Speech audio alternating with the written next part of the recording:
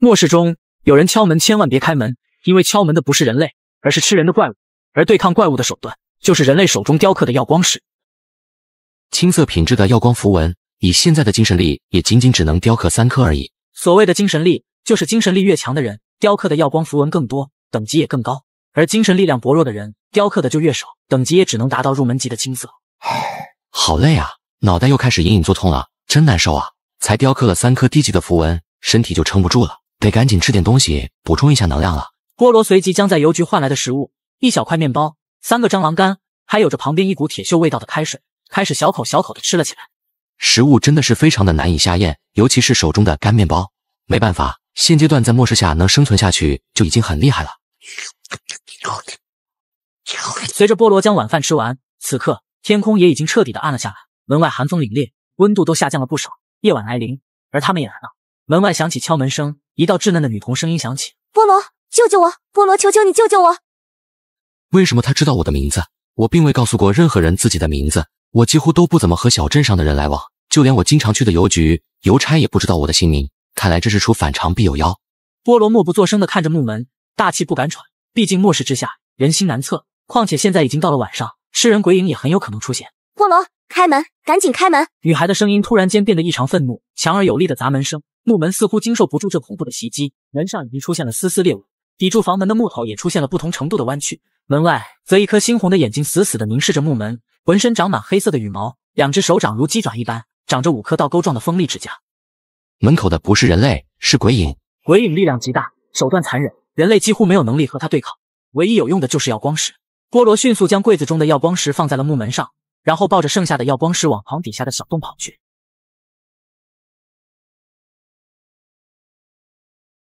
木门终究是没有坚持住，门口的鬼影也彻底的冲了进来。鬼影猩红的眼球死死的凝视着周围，地上的耀光石不断散发出青色的光芒。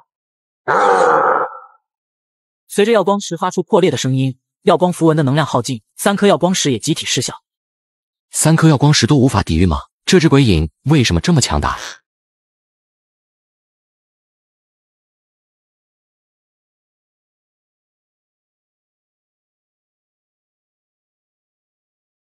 看向床底的鬼头，2颗猩红的眼球左右转动着，嘴巴上利齿闪烁着冰冷的寒光。好在鬼影并没有发现隐藏在床底的地穴，一番寻找过后便向门口走去。而鬼影并未离去，一颗恐怖的鬼头正凝视着房间，直到鬼影不经意踩到树枝的声响，才引起菠萝的注意。真狡猾呀，竟然在门口守株待兔，等了我这么久。这一夜，菠萝都未离开地穴，直到清晨的第一缕阳光照射了进来。终于天亮了。离开地穴，此刻石屋内一片狼藉，凌乱不已，2根断掉的木桩，破碎的木门中间还有着一个巨大的窟窿。看来木门已经彻底报废了，今天必须找到新的替代品，否则晚上更加的危险。而现在只剩下2颗耀光石，这不仅要修理木门，只怕今天雕刻耀光符文的任务也无法完成了。菠萝简单的吃过早餐，便决定抽出1个小时外出，寻找看看有没有可用的物资。只见外面街道的2旁出现了7、8座破损的房屋，门口还有着干涸的血迹。这些房屋的主人显然都是被昨晚鬼影杀死的，而这鬼影只会吃人，并不会拿走人类的东西。得找找有没有剩下的食物和耀光石。菠萝提着斧头，接二连三的在其他房屋寻找着物资。一圈下来，菠萝发现这边街道上也有10几间房屋被破坏掉。看来总体算来，昨天死亡的人不少于20人。如果按照这个速度，只怕最多1个月的时间，这个小镇就会和附近其他的几个小镇一样，全员死亡。现在得捉紧时间，再看看其他的房子。如果还没有资源，我就得先去修补木门了。菠萝继续往前走，数十分钟以后，又来到了一处房子前，随即只见眼前的房屋木门完好无损，掉落在地上，立刻吸引了菠萝的目光。这个木门的尺寸非常符合我现在破损的木门啊，刚好能替换。而门外的动静也立刻引起了屋内陌生男子的警觉。谁？只见一个中年男子正鬼鬼祟祟，腰间别着一把长刀走了出来。很显然，这幸存者不是这间房屋的主人。哦，原来是街角的那个小子。你认识我？不认识，不过我知道你是谁。你也是在收集物资吗？是的，我的木门破了，我看这扇木门不错，我想拿回去用。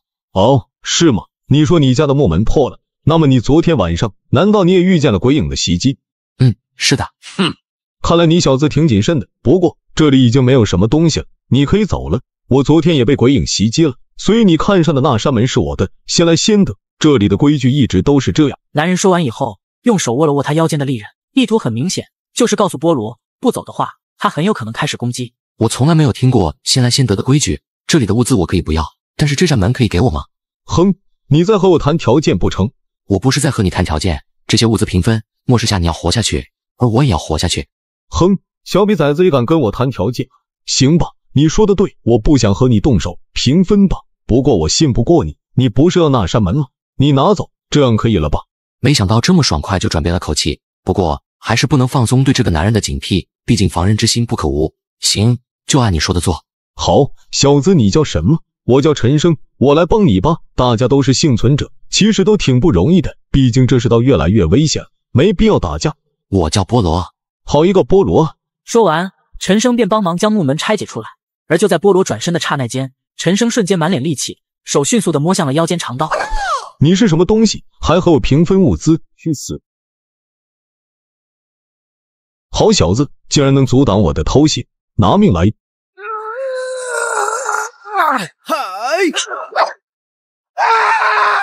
斧刃狠狠地砍断了陈生的手臂，嫣红的鲜血喷溅而出，陈生整个人都颤抖了起来。我要你给我死！陈生拳头如雨点一般的朝着林毅打，每一拳都带着愤怒的恨，但因失血过多，陈生的力量也开始慢慢溃散，而陷入乏力的状态。机会来了！斧头砍在陈生的眉心处，直接将的脑袋砍出一道巴掌长的伤口。我必须得回家了，头好疼啊！菠萝将陈生的双肩包以及一些物资都抢过来，虚弱的顶着寒风，跌跌撞撞的回到食屋当中，大口大口的喘着粗气。末世之中，异常生物的确非常恐怖，但最复杂的还是人性，差一点就被杀了。我的时间不多，不能继续耽误下去，现在没有时间修理木门，晚上鬼影很有可能出现，我必须找一个安全的地方。菠萝头疼欲裂，艰难拖着虚弱的身躯爬到地穴门口，钻了进去，将盖子盖上。此时的菠萝感觉浑身冰冷，双目也开始渐渐变得模糊起来。叮，强化木门，强化时间5小时32分。菠萝模糊意识地看着眼前字体，随着文字消失不见，菠萝也陷入了重度昏迷当中。不知睡了多久，清晨的阳光照进了食屋，菠萝顿时感觉饥渴难耐，来到了水缸旁边，舀起一瓢水，大口大口地喝了起来。而不知何时，木门已经变得崭新如初，而且被加固过的，看上去比之前不知坚韧了多少倍。这厚重的声音，这到底是怎么回事啊？难道有人给我换了一扇门？不，绝不可能啊！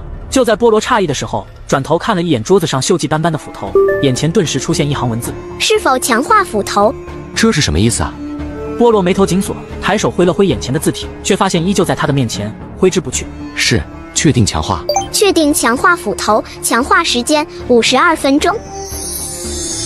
昨天似乎也出现了一样的文字，我还以为是我的幻觉，没想到是真的。那我岂不是获得了一个强化类系统？看来这个末世似乎开始变得有意思了呀。时间过得很快，52分钟结束，一道提示出现在了面前。物品：冰蓝战斧，品质：初级，特效5。锈迹斑斑的铁斧消失不见，取而代之的是崭新的冰蓝战斧，表面则闪烁着冰蓝色的寒光。挥动的冰蓝战斧，空气中传来浑厚的破空声，似乎能将一切物品砍碎。太牛了，这绝对是一把锋利异常的斧头，而且重量刚刚合适。随着菠萝继续看向其他物品，各种物品强化也出现在面前。既然木门、斧头、食物都可强化，那么机关是否也可以呢？叮，是否强化双手？是。强化时间21小时。没想到还能强化身体呢。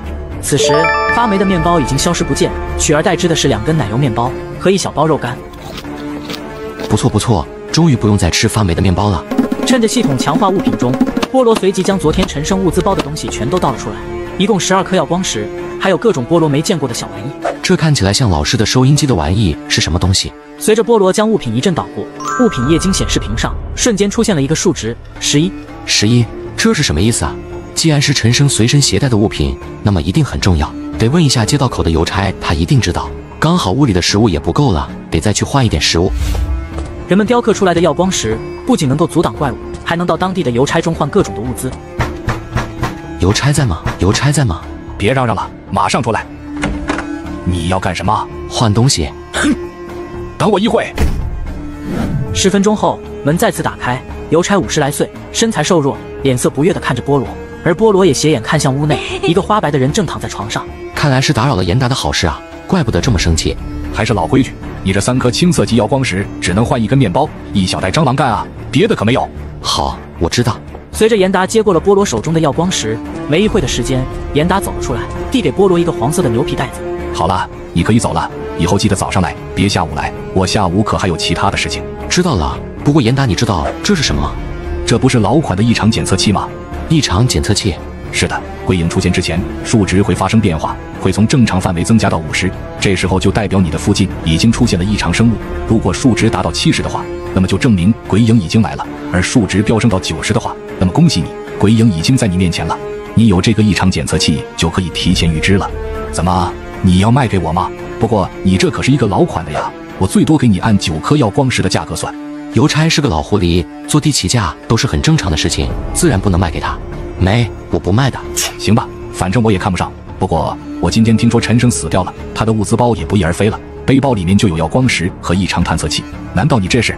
严达看着菠萝，露出一抹阴沉的笑意，言下之意就是说菠萝偷了陈生的物资包，甚至说可能还用某些手段杀掉了陈生。菠萝呀，别人的东西不是随便就能拿的，有的时候可能是烫手山芋啊。而以陈生哥哥那凶狠的性格，这件事一定会查个水落石出。陈生他哥是一个什么样的人？你能和我说说吗？如果你愿意告诉我的话，我明天早上给你带3颗耀光石。哦，有耀光石那也不是不可以说。陈氏兄弟之前都是从前线退役的雇佣兵，他哥哥拳脚功夫相当了得，侦查能力也很强。其次，手里面还有着一把枪。一把枪？是的，一把枪。你应该知道枪的威力吧？所以我不认为你有和他斗的本事。如果陈大海发现了什么，我劝你还是尽快想好退路吧。好，我知道了，谢谢你。不用谢，我希望明天能够看到你带来更多的耀光石。菠萝从邮差这里离开，一个人便返回到了石屋当中。现在来看，陈大海可能会找到我。严达明显看出来了问题，他有可能也会和陈大海沟通情报，这样的话我就很危险了。这件事必须先入为主，提前想办法把他干掉。就在菠萝思考当中，夜晚也如期而至。菠萝迅速在门口放置了3颗耀光石，转眼间来到了凌晨12点。靠在火堆前的菠萝，意识也渐渐模糊起来。来了，这一次门外的鬼影显然更加的恐怖，经过强化的木门看起来都有点难以阻挡。有机会的话，还得全面强化木门啊！很快，地上的3颗耀光石，2颗已经消失了能量，直接变成了废石。坚固的木门也被砸出一道拳头大小的窟窿，冰冷的寒风从窟窿猛灌了进来。一颗猩红的鬼眼在拳头大小的窟窿中缓慢移动着。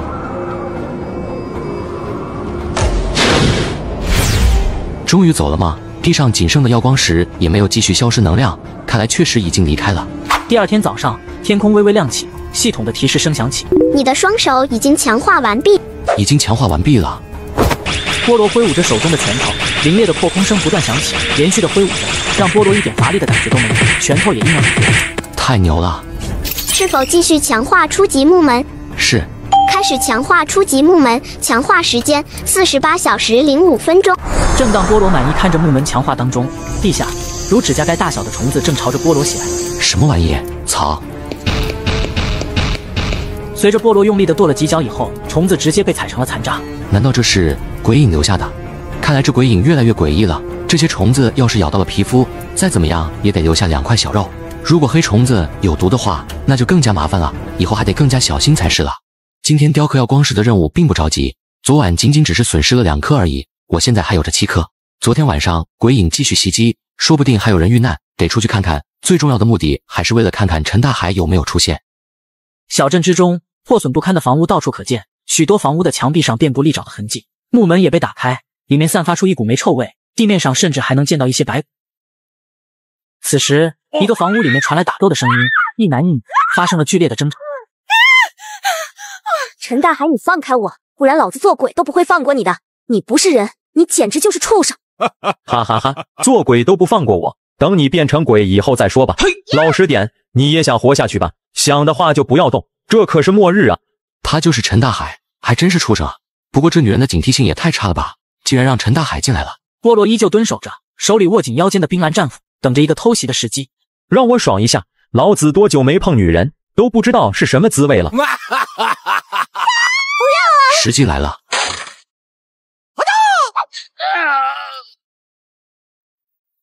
身为特种兵的陈大海压根就没想到会被偷袭，脑袋和脖子一分为二，就这样倒在血泊之中。强化之后的手臂果然不一般啊，轻而易举的就将一个退役特种兵杀掉啊！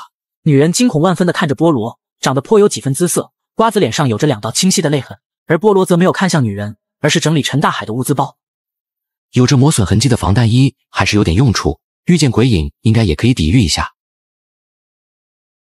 谢谢你，我没想到陈大海简直畜生不如。今天的事情我不会告诉任何的人。不用谢，我一开始也没打算帮助你，我只是一直都在等一个机会而已。不过今天的事情你必须守口如瓶，否则你将……女人闻言瞬间倒吸了口冷气。你放心，我不会说的。我叫梅莎，不管怎么样我都得谢谢你。我是一名医生，因为你救过我的命，而你脸上的伤我可以免费帮你治疗一下。不用了，只不过是皮外伤而已。好吧，那他怎么处理？陈大海的尸体得埋起来，抛尸的话有可能会变成了行尸的。行尸？是的，有一定的几率。行尸和其他的异常生物比起来算不上可怕，不过还是会招灾，所以最好的办法就是埋起来，避免它们的出现。你是说野外死掉的人可能会变成行尸，还会招灾吗？对，行尸可能会招来其他的异常生物，如果招来了某个可怕的异常，那么我们都得遭殃。行，那就按你说的做。菠萝将陈大海的尸体拖到了门口，一铲子挖了起来，湿润的泥土被翻滚起来，随即将陈大海的尸体丢了进深坑当中，然后将泥土掩埋。现在这里越来越不安全了，安全期的鬼影都这么恐怖，不知道下周开始会是什么样子。安全期？你说的安全期是有什么规律吗？这是堡垒发布的信息，之前鬼影的确频率会降低，但是不知道这次怎么回事，鬼影攻击的频率并未降低。堡垒？离我们最近的是11号堡垒，隶属红岩要塞管理，官方发布的信息一般都是正确的，除非鬼影异常进化了。那你的意思就是说鬼影进化了吗？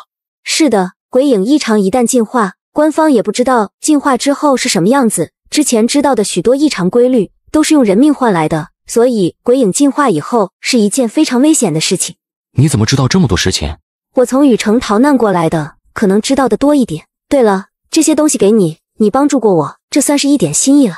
说着，梅莎从她背后拿出一个小布袋子，里面全部都是青色低级耀光石，起码有11-12颗。行，我收下了。你自己还有吗？我还有的，一整箱子呢。我每天可以雕刻5颗耀光石，而且别人找我看病的话，还得给我耀光石，所以我有很多。如果你不够的话，直接和我说就行了，免费。好的，谢谢你。时间不早了，我得先回去了。菠萝将陈大海的物资包和梅莎给的耀光石拿走，回到石屋当中，菠萝随即又将3颗耀光石拿出，直奔邮差严达的住处。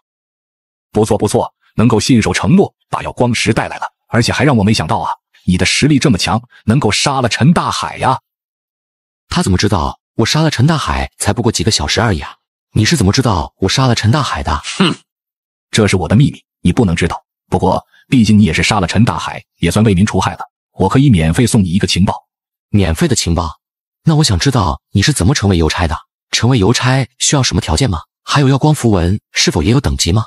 成为邮差需要邮局进行选拔，只有合格的人才能成为。第一，体能测试，你起码得达到特种兵的身体素质，不然你很难应付荒野里的异常生物。第二，你得经过精神力量的测试，而你说的耀光符文自然是有等级的。耀光石一共分为4个等级，青色为初级，白色中级，红色高级，以及最强的金色级，明白了吧？原来是这样，看来严达的身体素质和精神力都不低啊。我知道了，谢谢你的情报，以后有需要的情报我会继续拿耀光石跟你交换的。待菠萝离开以后，严达这才走进了房屋里面。屋里一个30多岁的风云女人，衣衫凌乱，身上只穿了一件衬衣，双腿裸露在外，靠在墙。嘿嘿嘿，我的小宝贝，过来，快坐我腿上。你答应我的事情到底怎么样了？如果你没有能力救我，就不要耽误我的事情。我当然有能力救你的儿子，明天一早我就出发去堡垒，你儿子的药马上就可以带回来了。你的儿子可是被鬼皮人附体了，这家伙比鬼影还要麻烦啊，不过还是有根除的办法的。不，你今天就去，路上得好几天的时间，我不知道我儿子还能不能坚持住。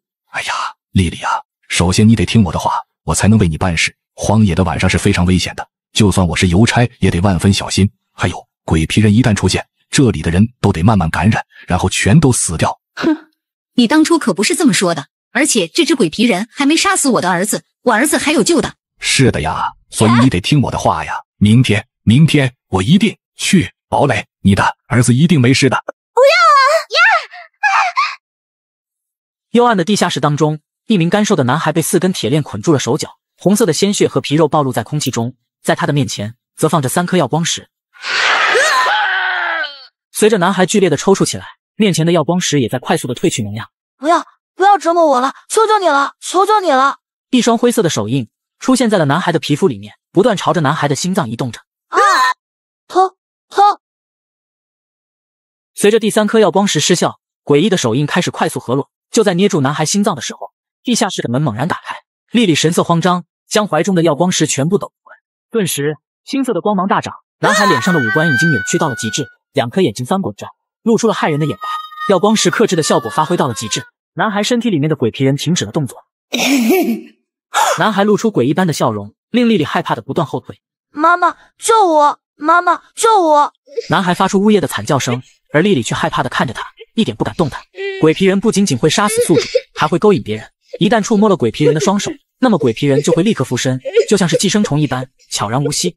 儿子，再等等，过几天就好了，你一定要坚持住啊，儿子。莉莉悲伤的捂住嘴巴，也不管他的儿子能不能听到他说的话，他也只能这么安慰道：妈，我好疼，抱抱我，快抱抱我！儿子，你坚持住。看着孩子眼前痛苦的画面，莉莉不忍直视，小心翼翼地退出了地下室。菠萝进入到石屋当中，将陈大海的物资包整理一番，一把手枪，一把镰刀，手电筒，收音机，清水过滤系统，羊皮卷地图，一袋子耀光石和一大袋的食物。地图，这可是好玩呀！菠萝随即将清水过滤系统装上，取来面包，一边喝着干净的水，一边吃着奶油面包，看着眼前的地图。而地图上，每当陈大海经过的地区都被画上一个大叉。这地图这么多大叉叉的地方，想必这一定是很危险且不适宜居住的地方。而坐落在小镇两旁，赵氏和云江市这2座城市也被打了显眼的红叉。看来附近的赵氏和云江市都彻底沦陷了。小镇附近一处研究基地也被打上了红叉，而在网上的工厂则显示安全，并没有打叉。也就是说，附近80公里内，除了这个小镇，其他的地方都不太安全了呀。这周还是安全期而已，可是鬼影还是杀了不少的人。等下周开始，安全期结束，只怕进化后的鬼影更加可怕呀。菠萝怀着沉重的心情将羊皮卷地图收好，而此时天空也已经彻底的暗了下来，吃人鬼影也用不了多久就会出现。菠萝依旧将3颗耀光石放在门口，接着屋内点燃篝火，随着温度缓缓上升，菠萝又将收集到的收音机拿了出来。大家好，我是潇潇，相信许多人听到我的声音已经不陌生了吧？这里是红颜要塞广播，您现在收听的是红颜新闻。据最新研究发现，尸鬼已经撤离了大部分堡垒附近，进入到了灰域里面，距离他们下一次出现，研究院预测是2个月以后，所以近期07号堡垒、13号堡垒都是属于安全期。11号堡垒附近的鬼影已经离开了安全期，暂时没有发现新的异常生物，大家还是可以按照之前的办法处理。前线传来最新消息，正规军成功的守住了红岩要塞以北的防线，兽人暂时无法入侵。不过研究院发现，兽人已经再次进化，可能带来更大的灾害。现在将以下撤离地点公布如下。没电了吗？看来是真的没电了，现在电池也很紧缺啊。这个潇潇应该是官方的播音员，主要目的是让幸存者们知晓灾难新闻。原来鬼影的安全期是红岩要塞公布的，不过他们似乎没有预料到，鬼影也进化了。不仅仅是我这里有鬼影，其他的地方也有啊。而现在看来，其他地区还出现了比鬼影还强大的怪物。这样来看，我所在的小镇这里已经算是安全的了。菠萝将收音机放在一边，现在已经到了凌晨时分，寂静的小镇外面吹着呼呼的寒风，十分的寒冷。而菠萝依旧静静看着门口的耀光石。只要是鬼影出现，那么地上的耀光石一定会触发效果。话刚落下，门口不同寻常的呼吸声音犹如在耳边响起。下一秒，一道巨大的砸门声砸来，房梁上的灰尘簌簌落下，门口的耀光石也快速的暗淡下。菠萝开门啊！屋外苍老的声音响起，仿佛有一种鬼影就在他身边的恐惧感，声音钻入耳膜，直抵心脏。这就是进化过的鬼影吗？太恐怖了！木门上一颗猩红的眼球几乎贴在了破损的窟窿上，猩红的眼球上布满血丝，死死地凝视着菠萝。菠萝，我来了，赶紧开门！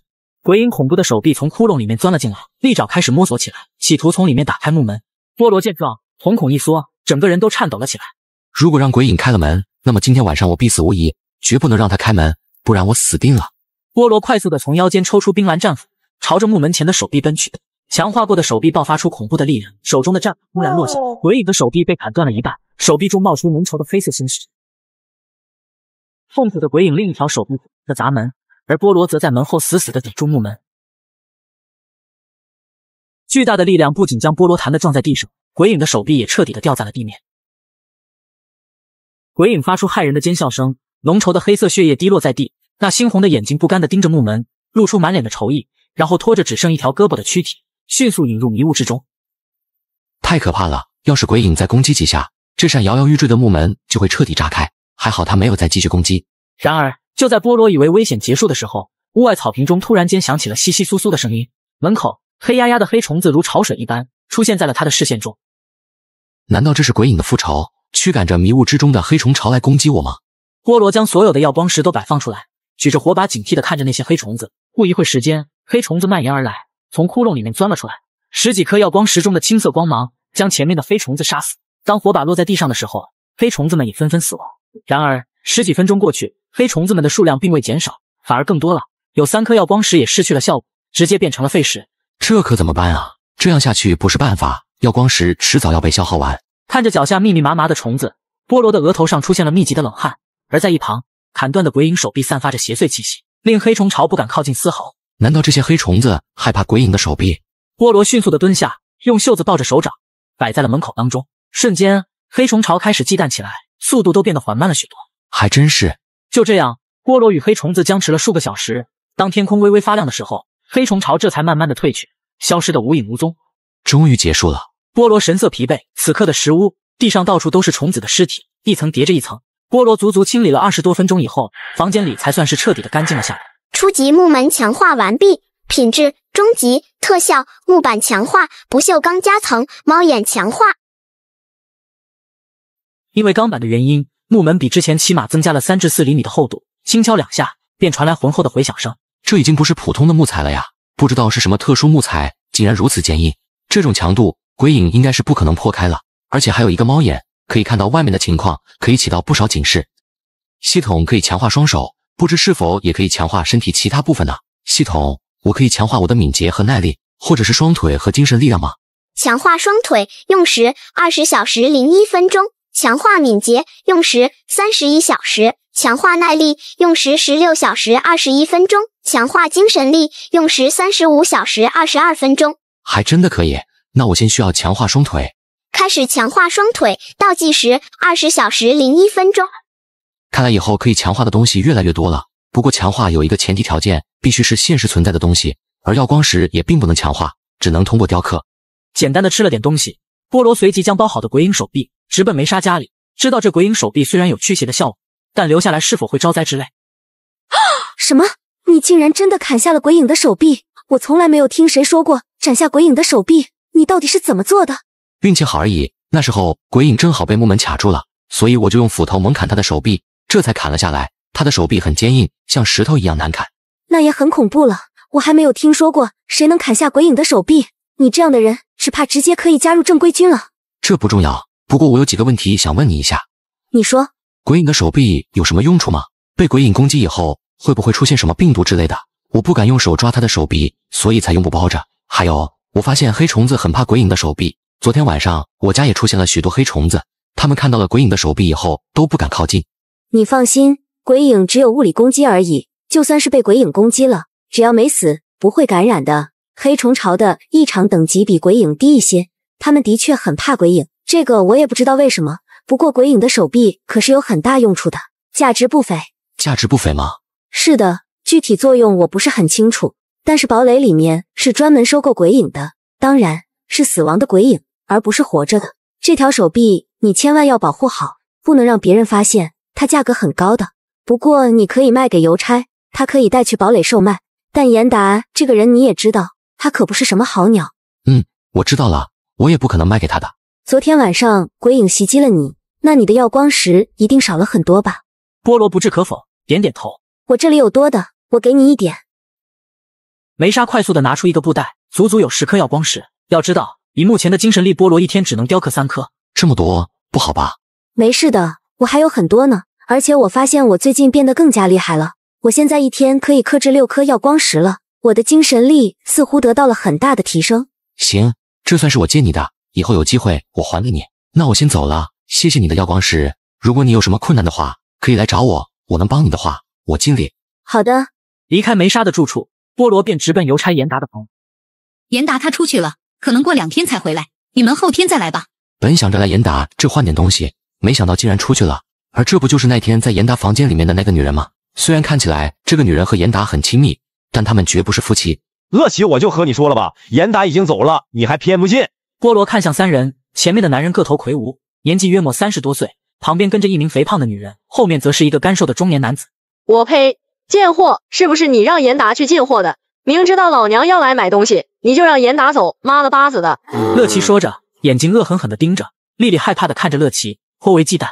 小兄弟，你来买什么的？其实我们也是可以不用邮差的，如果是以物易物的话，倒可以相互方便交换一下的。我买点物资，还想知道一些事情。好，既然这样，我们各自就说自己想要的东西，然后一起置换，价格不合适的话就算了，千万别吵架。没问题。那么我先来吧，我想要的东西是食物和铆钉，还有一壶油，刚好我的食用喝完了。我也是要食物，和你一样，不过我不要蟑螂干，那玩意太难吃了，其他的我可以多给点钱。当然，耀光石也行。我需要一把斧头，之前的坏掉了，还有一把刻刀和绷带。食物的话，随便什么都可以，我不挑剔。行，小伙子还不知道你的名字，你要什么呢？我叫菠萝，我想知道如何对付那些黑虫子，除了耀光石和火把，有没有其他的办法？这简单，我告诉你这个情报吧，2颗耀光石如何？没问题。用石灰和草木灰，这样就可以阻止黑虫了。这个办法是我自己研究出来的。石灰你可能没有，草木灰到处都是，自己烧一点就行了。不过下雨以后你就得重新布置，虽然麻烦，但简单便宜。好，这个情报有用。老张，你要的东西我也有，当然食物是没有的，斧头和绷带是吧？10颗耀光石如何？行，你比严达卖的便宜，成交。乐琪，对不起了，而你需要的食物，我自己也没有多余食物和你换。我有食物，面包和肉干，而肉干可以给你们吃一点试试味道。就在菠萝拿出经过强化的面包时，丽丽突然走了过来，拿出了一串钥匙。我也想要食物和耀光石，你们要的东西我都有。几人面面相觑，要知道这可是严达房间内的钥匙，小镇上最有实力的男人。你们放心，出了任何事我负责，严达不会找我麻烦的。不过有些东西不能动，但你们要的都有，你们可以自己以物易物，我只想要我想要的。贱货，奶奶的，小心严达晚上折磨死你。那是我自己的事情，和你没有任何关系，你不要的话可以离开了。哟呵，你他妈的说什么？说着，乐琪手中的猎犬直接对准了丽丽的脑门，黑黝黝的枪口直接让丽丽的脸色骤降。再哔哔一声，信不信我现在就杀了你？乐琪，你做什么？不想活了？严达如果知道你杀了丽丽，你死定了。哼，老娘早就活够了，妈的巴子，勾引严达的贱货。就在乐琪开枪一刻，张志辉一把推开乐琪手中的猎枪中冒出一缕青烟，张志辉瞬间暴怒，他怒目圆瞪地看着乐琪，粗壮的手臂直接抬起，狠狠地抓住了乐琪的脖子。再有下次，我杀了你！你们给老娘等着！哼，都是些什么下三滥的东西！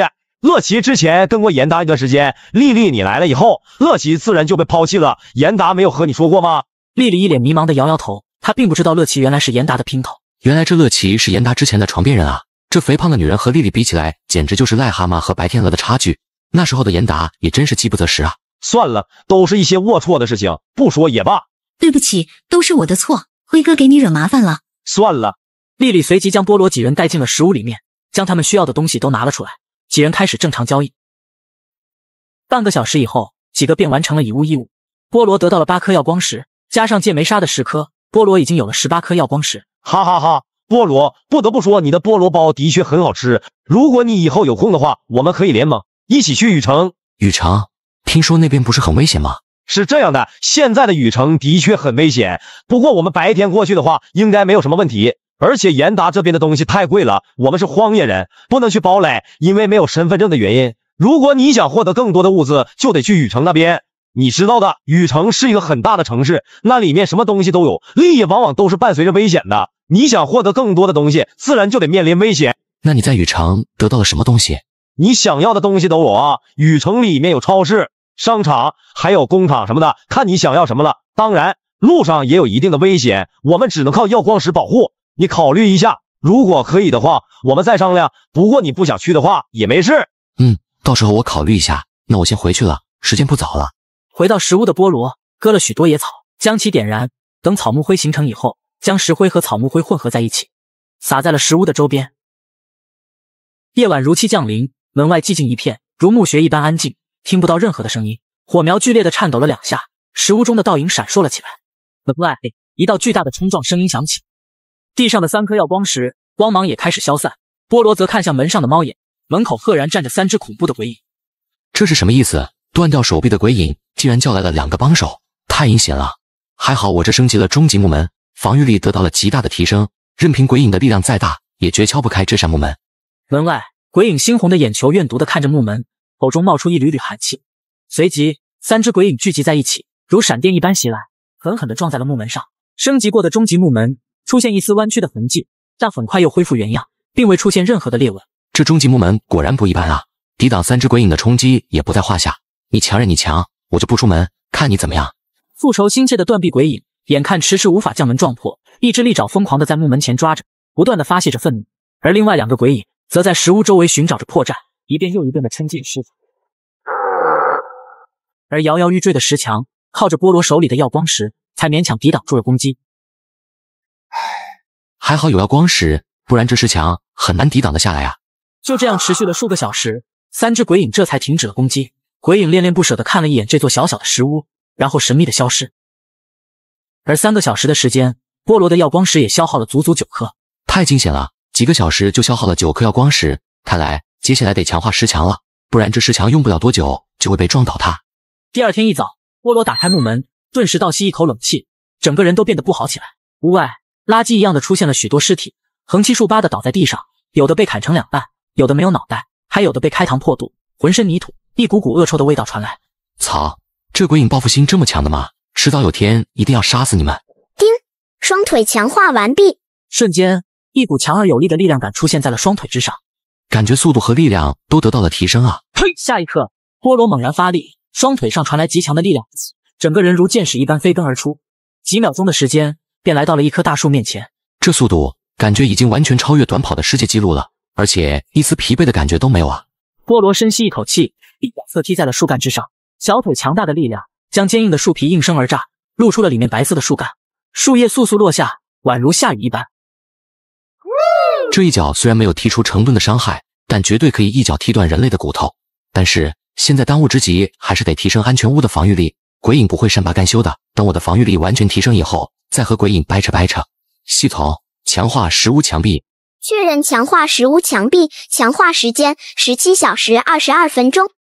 17小时22分钟，时间不算太长。现在是早晨6点45分，也就是说凌晨12点左右也就可以强化完毕。见此，菠萝随即将门口的尸体挖坑掩埋。而就在菠萝处理完当中，梅莎一道急匆匆地走来。菠萝，出事了，丽丽家出事了，张志辉他们已经赶过去了，早上有枪声，可能是发现异常的生物。异常生物？小镇上的异常生物就2个，一个是晚上突袭的鬼影，另外一个是黑虫巢。我还没听说过小镇上有其他的异常生物。对，异常生物，所以我才来和你说的，实在不行，我们得撤离这里了，现在越来越危险了。这到底是怎么回事？那这严达什么时候回来？严达起码还得2天才能回来，他每次进货的时间差不多得5、6天的样子，有的时候更长，得1个礼拜。1个礼拜？那你说，如果严达在这里，他会怎么做？严达作为邮差，小镇出现异常生物，是一定要上报邮局，等待派调查员过来调研的。而我不知道严达会怎么做，他这个人你也知道，不可能会冒险。一旦发现异常生物超出了他能控制的范围，他100%是第一个开溜的人。这样的话，我们还是先去看看吧。就在前面，我给你带路。梅莎和菠萝一左一右的走在小路上。半个小时后，2人抵达丽丽的住所。此时，张志辉和老张拿着枪站在门口，2人如临大敌，面色非常难看。而一旁的丽丽则跪在地上，满脸泪水的哭泣着，双目绝望的看着房门紧锁的石屋。发生什么事情了？我也不清楚，不过这间屋子里面有异常生物，具体是什么我不知道。丽丽，你现在可以说了吗？早晨的枪声很清晰，我们都听到了，就是你这里传来的。丽丽，这到底发生了什么事情？你现在不说，等严达回来了就麻烦了，而且晚上的时候异常生物可能会出来，你比我更明白异常生物的危险性吧？我都怪我，是我对不起我儿子。你说，别哭了。我儿子感染了，但他身体里面的东西还没有出来，耀光石可以克制他身体里面的东西。严达和我说，只要把药带回来，我儿子的病就可以好。我为什么恬不知耻的和严达睡觉？不都是为了我的儿子吗？我到底做错了什么呀？说着，丽丽大声的哭泣起来，然后怨恨的看着旁边的房屋。乐琪早上来找我我以为他有什么事情，结果他骗我开门以后，竟然想杀了我。我和乐琪打了起来，我根本不是他的对手，几下就被他打倒在地。结果他不仅仅想杀了我，也想杀了我儿子。他去找我的儿子，没想到吧，他也感染了。闻言，几人的目光瞬间都变得冷峻起来。你儿子身上的异常生物是什么？你知道吗？严达见过，他说这是鬼皮人。鬼皮人？在场的所有人都瞳孔一缩，神色无比震惊，就连见多世面的张志辉脸色明显都变得阴沉了许多。妈的，严达他知道为何不上报？操！鬼皮人是3级异常生物，和进化后的鬼影可是一个等级啊！鬼影用了很久的时间才从2级异常生物升级为3级异常生物，而鬼皮人一开始就是3级异常，足以见得这鬼皮人更加的恐怖。鬼皮人在你儿子身上出现多久了？已经有10多天的时间。严达说鬼皮人好像在孵化，他去11号堡垒拿药了，等拿回来以后就好了。严达明天就回来了，他马上就回来了，都怪这乐琪。还在孵化，这是什么意思啊？有些异常生物的确是这样的，孵化结束就会开始杀人，孵化的过程不知道多久，但宿主一定会死掉的。丽丽，你早就知道了，为什么不和我说？严达这是骗你的，一旦被鬼皮人附体，根本就没有解药啊！丽丽闻言，顿时瞠目结舌，说不出话来。而且现在乐琪在里面，只怕已经感染了。鬼皮人的杀人方式非常诡异，我之前也只是听说过而已。是怎样的杀人方式？鬼皮人曾经毁灭过一整座城市，几十万人都死在了他的手中。他的杀人方式就是回应。只是单单的回应吗？是的，鬼皮人会寄生在人类的身体里面，一旦对方回应，那么鬼皮人就会立刻附体，而本体里面的鬼皮人不会死亡，就像是出现了繁殖体一样，一个分裂成2个，2个分裂成4个，就这样不断的分裂，最终导致整个城市里面都是鬼皮人。他们成熟以后就会杀死宿主，然后获得进化。丽丽，你的儿子没有死掉，并不是耀光石起到了作用，而是你没有回应他。是的，严达曾经警告过我，千万不要回应鬼皮人，也不能触碰他。现在就麻烦了，食物里面有2个鬼皮人，这里不能待了。鬼皮人的繁殖能力非常强，一旦寄生在身体里面，除非彻底消除，否则必死无疑。我还没有见过几个人能够清除鬼皮人的幸存者。那现在该怎么办？我们不能只这样干等着，等天黑以后就更麻烦了。只能杀死他们。这鬼皮人天生怕火，这是前线战士总结下来的经验。老张，你去拿汽油，没啥你去拿柴火。菠萝，我们等会用柴火把这里围起来，晚上的时候点燃，必须得让柴火烧一夜，这样的话起码能够让鬼皮人出不来，然后彻底将他们烧死。好，就按你说的做。别，辉哥，我求求你了，别烧死我的儿子，他有救的。严达说过，拿了药就可以救我的儿子，我求求你了。没用的，严达是骗你的，他只不过是为了睡你而已。你还真的以为这个世界上有药可以救你的儿子吗？真的，我求求你了，辉哥别这样，你想要什么我都给你，我求求你了，我真的知道错了，你和我睡觉吧，你想怎么玩都行，你别杀我儿子，求求你，等严达回来，求求你了。这有点情况啊，昨天张志辉看丽丽的眼神就有点怪怪的，说不定张志辉也有点喜欢丽丽，不然乐琪想杀丽丽的时候，张志辉不可能挺身相助。看到无奈不断求助的丽丽，张志辉的手毫不犹豫的精准打在了丽丽脖子上，丽丽的身体瞬间瘫软了下来，直接晕死了过去。没救了的，你儿子是一定没救了的。下手快很准，一点拖泥带水的动作都没有。在末日中，张志辉这一点我还是挺欣赏的。而此时，不知是不是门口的争吵声引起了鬼皮人的注意，厚重的木门发出一道诡异的开门声音，眼前出现一个小男孩，一件破烂肮脏的衣服，胸口上满是污秽之物，脸色苍白到了极致，仿佛一具尸体，没有一丝的血色，浑身散发着阴冷的气息。末日求生第8天，这是一个诡异的末日世界，陌生人喊你千万别回应，如果回应，你会死亡。妈妈，你们把我的妈妈怎么了？菠萝，记住，他说的话不能回应，就算是不小心回答了，只要逻辑不对就没有问题。明白。叔叔，你们说话啊，怎么回事？你们把我妈妈怎么了？菠萝小心，我要开火了。张志辉刚想要开火，却见男孩突然被拉进了食屋，一个肥胖的身影猛然出现，下一刻黑黝黝的枪口冒出，乐琪手中的猎枪对准了门外的张志辉。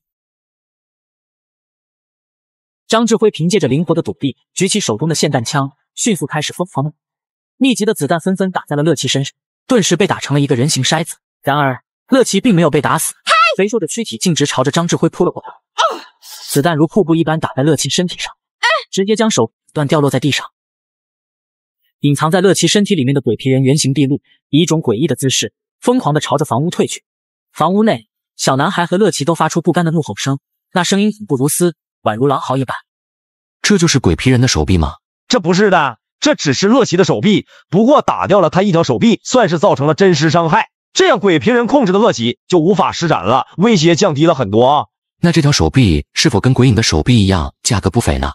不是的，并不是所有的异常生物的尸体都有用，得研究所公布的异常生物的尸体才能回收，其他的则不行，还可能会带来招灾的效果，所以尽快销毁才是对的。原来如此。这边梅莎和老张已经抱来了许多干柴，二人看到眼前断掉的手臂，都露出了惊讶的表情。这是怎么回事？鬼皮人出来了？大白天的也出来吗？谁说异常生物白天的时候就不会出来？少见并不代表没有。鬼皮人附身在乐奇的身体里面，准确的来说是乐奇出来了，真正的鬼皮人蜷缩在他的身体里面，所以这也是导致为什么鬼皮人能白天出来的原因。算了，不纠结这个了，他们的确是出来了。来，我们先把木材堆在石屋门口，希望能烧死他。说着，众人开始纷纷将木材围在房屋。1中午的时间不到，房屋前的木头就堆成了小山。这些干柴够吗？不够的话，我再去拿一点。应该差不多，不够到时候再加。木材我家还有，拿我家的吧。汽油也是关键，我做成汽油瓶，等木门开了，直接丢进去。鬼皮人想出来，也只能从这山门里面走出来，他们怕火，这是唯一的弱点。就按你说的做。不多时，众人很快就制作了许多大大小小的汽油瓶。差不多了，我们可以开始了。待会鬼皮人可能会冲出来，我不太确定，你们注意安全。张志辉点燃木屑，然后引起篝火，瞬间火星四溅，大火很快吞噬了整个木门。下一刻，众人如炮弹一般的汽油瓶砸向石屋里面，2只鬼皮人顿时疯狂嘶叫。此刻，整个石屋已经彻底的被点燃，火焰将石屋吞噬得一干二净，浓浓黑烟不断从石屋里面冒出来。我在前线待过一段时间，异常生物都很狡猾，而且很难杀死。看着现在的火势，看来我们得准备更多的木材，必须让这件石屋烧一整晚才行。这样都烧不死他们吗？可能烧得死，可能烧不死，我不太能确定。而不确定就是没有答案，我们还是保守一点比较好。行，反正这里还有很多木头，我们都丢进去。众人马上将旁边剩余的木头一股脑全丢了进去。做完这一切，已经到了下午4、5点，几人都如释重负，显得轻松了许多。这些木头应该能烧一整晚了，我就先把丽丽带回家吧，希望她明天醒来的时候能释怀。好。菠萝和他们几人分开，然后回到了石屋里面。一天的时间就这么过去，时间也已经来到了6点，天空开始暗沉下来，薄薄的迷雾诡异的出现在了石屋门口。菠萝随即燃起屋内的篝火，吃着手中的奶油面包。距离晚上12点还有一段时间，等12点过后，石屋应该也强化完毕了。今天实在是太累了，还是先小憩一会吧。顿时，随着菠萝眼睛闭上，屋内只剩下篝火徐徐燃烧的声音。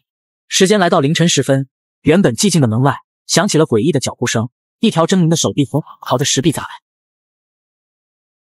这么庞大的撞击，看来今天来的鬼影不止一只啊！随着撞击不断提升，由石块组成的墙壁顿时裂出许多缝隙，大大小小的宛如蜘蛛网一般。缝隙看去，石墙外面依稀可以看见3只狰狞的鬼影。菠萝，还我手臂！还我手臂！断臂鬼影的抓砍上不断咆哮，愤怒的声音在墙外不断响起。真是见鬼了，砍断了他的一条手臂，这鬼影不把我吃掉，看来是不会善罢甘休了。菠萝，我知道你在家。哼，我就不出来，看你能怎样。突然间，一条狰狞的手臂从缝隙里面钻了进来，以迅雷不及掩耳之势，便朝着菠萝的位置抓了过来。奶奶的！就这样不偏不倚砍在了鬼影的手臂。鬼影尖锐的叫声如急促的哨音，穿透性极强。原本只剩下一条手臂的鬼影，现在另外一条手臂也被砍伤，黑色浓稠的鲜血滴滴答答的掉在地上。丁，初级石壁强化完毕。物品：初级石壁，品质：初级，特效：坚固，坚固，还是坚固。瞬间，石屋中的石壁开始快速变化，光芒迅速将石壁包围，石头开始轮折，每一块都紧密相连。原本随处可见的缝隙已经彻底消失不见，留下一条条粗壮笔直的线条。石墙顿时变得光滑而又厚重。终于强化了呀！这石墙任凭鬼影再怎么折腾也绝撞不开了。此时，门外的3只鬼影互相看着石墙，他们也不明白为什么石壁会突然之间变得如此坚硬。而就在这时候，旁边的2只鬼影突然转头看着中间的鬼影，一条手臂被斩断，另外一条手臂也被砍只剩下1/2。见此情景，断臂鬼影一股彻骨的寒意遍布全身，眼中展现出无比的恐惧。这个断臂鬼影走起来，两个鬼影就迅速将其扑倒，血盆大嘴中的獠牙展开，鬼影腹部被撕开，鲜红的血肉暴露在空气中。几分钟的时间，血肉被撕成了碎片，非常的残血横弹。太残忍了！这世道，鬼影虽然会互相帮助，但现在看来，失去利用价值的鬼影也会毫不犹豫的自相残杀，无情的吃掉同伴啊！直到凌晨2点，两只鬼影残忍的吃掉同伴后，这才心满意足的离开。现在木门和墙壁都已经强化结束，鬼影也很难突破食物了，得继续强化其他东西了。是否强化清水过滤器？是。开始强化，强化时间2小时31分钟。2个半小时不算长，到时候差不多也天亮了，那我得先睡一会。第二天一早，系统已经强化完毕，水缸的旁边伫立着一台半人高的机器，3根大拇指粗细的水管插在水缸里面，源源不断的过滤着清水。过滤后的水没有一丝异味，甚至还有一丝清甜的味道，这简直就像是山泉水一样啊！而机器旁边还有一个简易的指标器，显示着清水过滤器剩余的水容量5000升。5000升，剩余的过滤容量足足有5000升。这样的话，我未来好几年都不用担心过滤水的问题了呀。菠萝见此，随即又将收集到的其他物品拿了出来：失效的异常探测器、没电的收音机、剩余3颗子弹的老式手枪、羊皮卷地图，还有这电池耗尽的手电筒。这几样东西，现在看来，就这异常探测器对我现阶段是比较有用的。系统给我强化异常探测器。强化时间6小时。6个小时不算久，现在是早上7点，下午的时候应该就差不多强化完毕了。菠萝随即走出了石屋，远处只见地上的断臂鬼影已经彻底死亡，只剩下一堆的白骨，骨头上全是咬合的痕迹，骨架中还有许多黑虫子在啃食着不多的细小碎肉。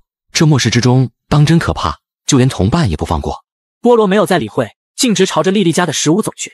而刚来到屋外，梅莎和张志辉已经提前过来，旁边的邮差严达正对着几人破口大骂着：“是谁让你们烧的？你有什么资格处置莉莉家的房屋？你说说吧。现在你把房屋烧坏了，接下来怎么处理？你以为我想烧，还不是因为这里面有鬼皮人的存在吗？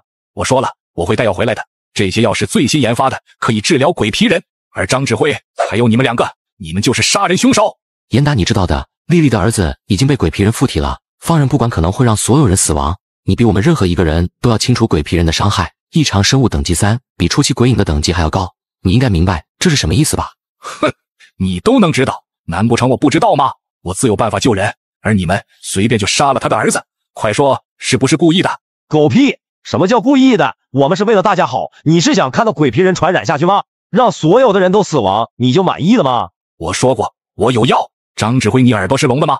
说话间，严达从他的口袋里面拿出一罐带着黄色液体的玻璃瓶。这就是药，懂了吗？此言一出，张志辉和梅莎瞬间都说不出话来，二人心底一沉。如果严达说的是真的，那么就证明他们就是所谓的杀人凶手。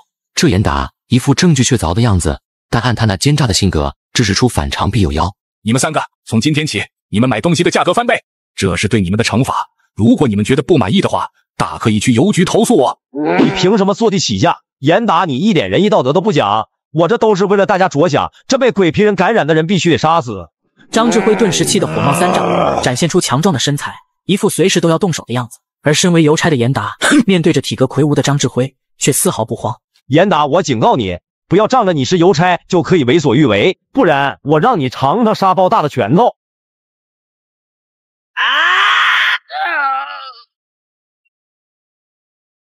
严达蹦出强大的爆发力，直接将张志辉整个人撞落在地上，狼狈不堪。哼，别以为我老了你就可以欺负我，记住了，我是这里的邮差。说完，严达头也不回地走掉。你没事吧？这严达又晋级了，什么意思啊？之前他没有这么恐怖的，不知道他经历了什么，反正我现在完全不是他的对手。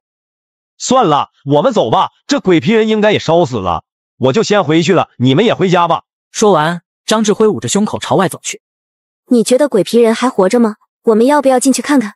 菠萝看向浓烟滚滚的石屋，他也无法确定这鬼皮人到底有没有被烧死，还是去看看吧，安心一些。两人走进屋内，里面黑乎乎一片，全是浓烟，地上一具已经被烧成焦炭的尸体，散发着浓浓烧焦的气味。看来彻底死了，出去吧，这鬼皮人死掉了，这里暂时是安全的了。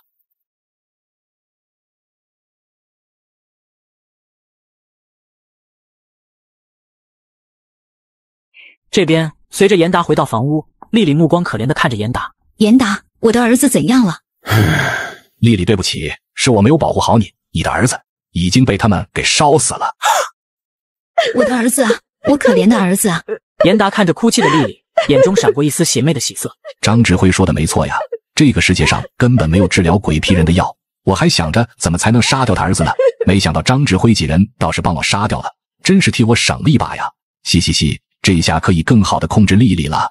别伤心了，我已经教训过张指挥他们了，你放心，我会帮你报仇的。而现在这世道人心险恶，你以后好好的跟着我，我会保护你的，你放心，只要有我严达一口吃的，我绝不会让你饿肚子。而且我因为表现优异，获得了注射的资格，现在的我已经是半个变种人了，只要再注射一次，我就是真正的变种人了。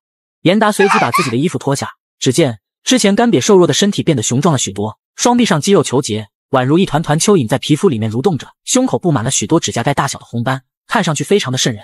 严达，你这……丽丽看着严达恐怖的躯体，害怕的说不出话来。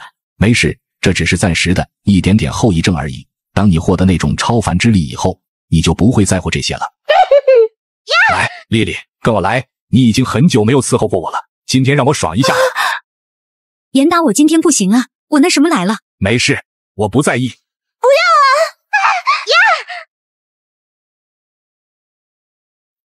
啊！几秒钟的时间，严达大汗淋漓的躺在床边，旁边的丽丽蜷缩在被子里面，如被暴雨摧残过的麻雀，瑟瑟发抖。丽丽啊，这次我去堡垒也得到了一些指示，现在异常生物越来越恐怖了，正规军正在缩小阵地，前线吃紧啊。红岩要塞现在也只剩下5座堡垒了，前不久13号堡垒也被异常生物攻破，死了不少的人啊。看来我之前私藏起来的白色耀光符文必须得公开了，公开之前我得计算一个合适的价格，虽然这是免费的，但也是我千辛万苦带回来的，绝不能便宜了他们。严达不断说着，脸上露出了满意的笑容，而丽丽却丝毫没有听进去。严达，我想去看看我的儿子。已经成交快了，你还能认得出来吗？认得出来。行，你想去就去吧，我得睡一会，这几天可累死我了。你都不知道，邮局里面也是人心复杂呀，一个比一个麻烦。丽丽看都没看严达一眼，径直的离开。刚到冒着黑烟的石屋，第一时间便看到了乐琪的尸体，而丽丽找了一遍房屋内，也没有找到自己儿子的尸体。这到底是怎么回事？尸体哪去了？而就在丽丽琢磨当中，目光猛然变得警惕起来，下一刻惊悚的看向了房屋中的地下室。丽丽随即来到昏暗的地下室，低头看去，只见里面蜷缩着一具烧焦了的尸体，蜷缩在地，双手抱着膝盖，身上黑黢黢的，没有一丝的生命迹象。儿子啊，都怪妈妈，是妈妈没有保护好你，对不起啊，儿子。丽丽看着眼前的尸体，痛哭流涕。而就在这时，诡异的气息袭来。妈妈，你来了呀！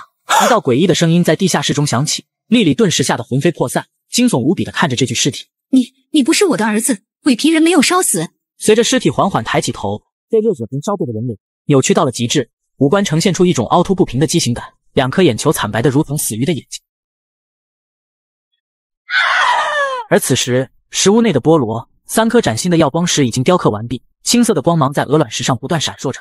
异常探测器强化完毕，品质中级，探测范围100米，探测时间72小时，探测数值0-2000，充电方式太阳能电板。探测数值5，这个数值应该是安全的。菠萝见此，随即将异常探测器的说明书拿了出来。0-30表示安全，数值30-50，附近100米出现了异常生物，数值50-70，异常生物移动靠近中，数值70-90，异常生物距离不足20米，而探测值上限为2000，2000以上异常生物则无法检测。这样来说，现在这个探测器只能检测2000以下的异常生物。菠萝随即将异常探测器收好，然后目光看向了旁边的收音机。系统强化收音机。收音机强化中，强化时间1小时32分。强化收音机主要目的就是为了获取外界的信息，这对现阶段的我也非常的重要，能让我第一时间获取最新的讯息。而就在这时，门外的敲门声响起，菠萝走到门口，打开猫眼看去，发现门口站着的正是张志辉。什么事？我打算出去几天，去其他的城市找点物资。你早上应该也听说了，严达把价格提升了，不仅仅我们几个人的价格，我听说所有人的价格都提升了。他说现在进货很困难，大部分资源都倾斜前线，红岩要塞那边的需求大幅度增加。而当鬼影的等级提升以后，物资也变得更加紧张和匮乏，所以我打算出去几天，想问一下你去不去？你打算什么时候出发？安全吗？就最近2天吧，先准备一下，然后就出发，一共4个人，你和我，还有老张和张丽。张丽你可能不认识，但他很可靠的，之前出去过好几次了。他带队，车子的话也有，不用担心什么的。那个张丽确定靠谱吗？而且他为什么找我们？放心，靠谱的，不急，反正还有时间，到时候你临时决定也没事。我想想吧。好，最迟后天早上8点。行，没问题。随着张志辉离开，1个小时很快过去，系统的提示声响起，收音机强化完毕。眨眼间，一个崭新的收音机出现，并且背面也出现了太阳能板的储能。看来这个收音机以后也是可以使用太阳能的。现在每天雕刻3颗耀光石，脑袋就已经隐隐作痛受不了，看来都要提升精神力量了。系统强化精神力量，强化时间10小时11分。随着系统强化，菠萝便看向了石屋，屋里的木材已经所剩无几，看来得去砍点木材了。小镇的深夜不是一般的冷，没火焰可撑不下去啊。见此，菠萝便走进石屋旁的一片森林中，森林内仿佛置身于一片墓穴之中，听不到任何鸟叫虫鸣的声音。1个多小时的时间过去，大批的树木被砍成一捆捆手臂大小的木材。此时，天空上的太阳也缓缓落下，无尽深邃的天空彼岸出现了一道黑色的幕布，恐怖的黑夜来临。严达，我回来了。丽丽，妈的，睡过头了，我怎么忘了这茬？丽丽的家没了，她以后只能住我这里了，嘿嘿。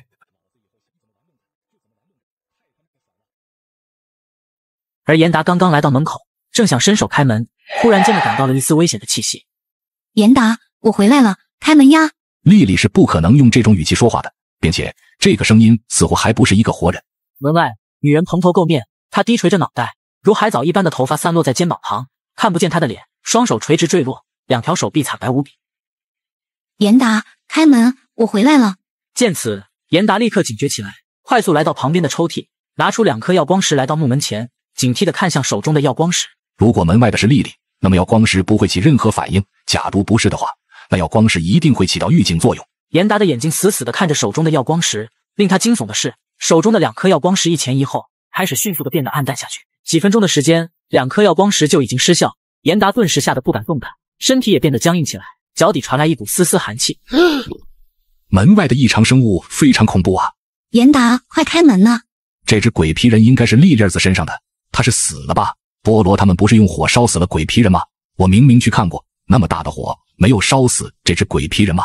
不现实啊，这不可能啊！而我昨天才向领导汇报，小镇上只有鬼影和黑虫子这2种异常生物，没想到今天就出了事情。要知道，鬼皮人曾耗时1个礼拜就杀死了20多万人类啊！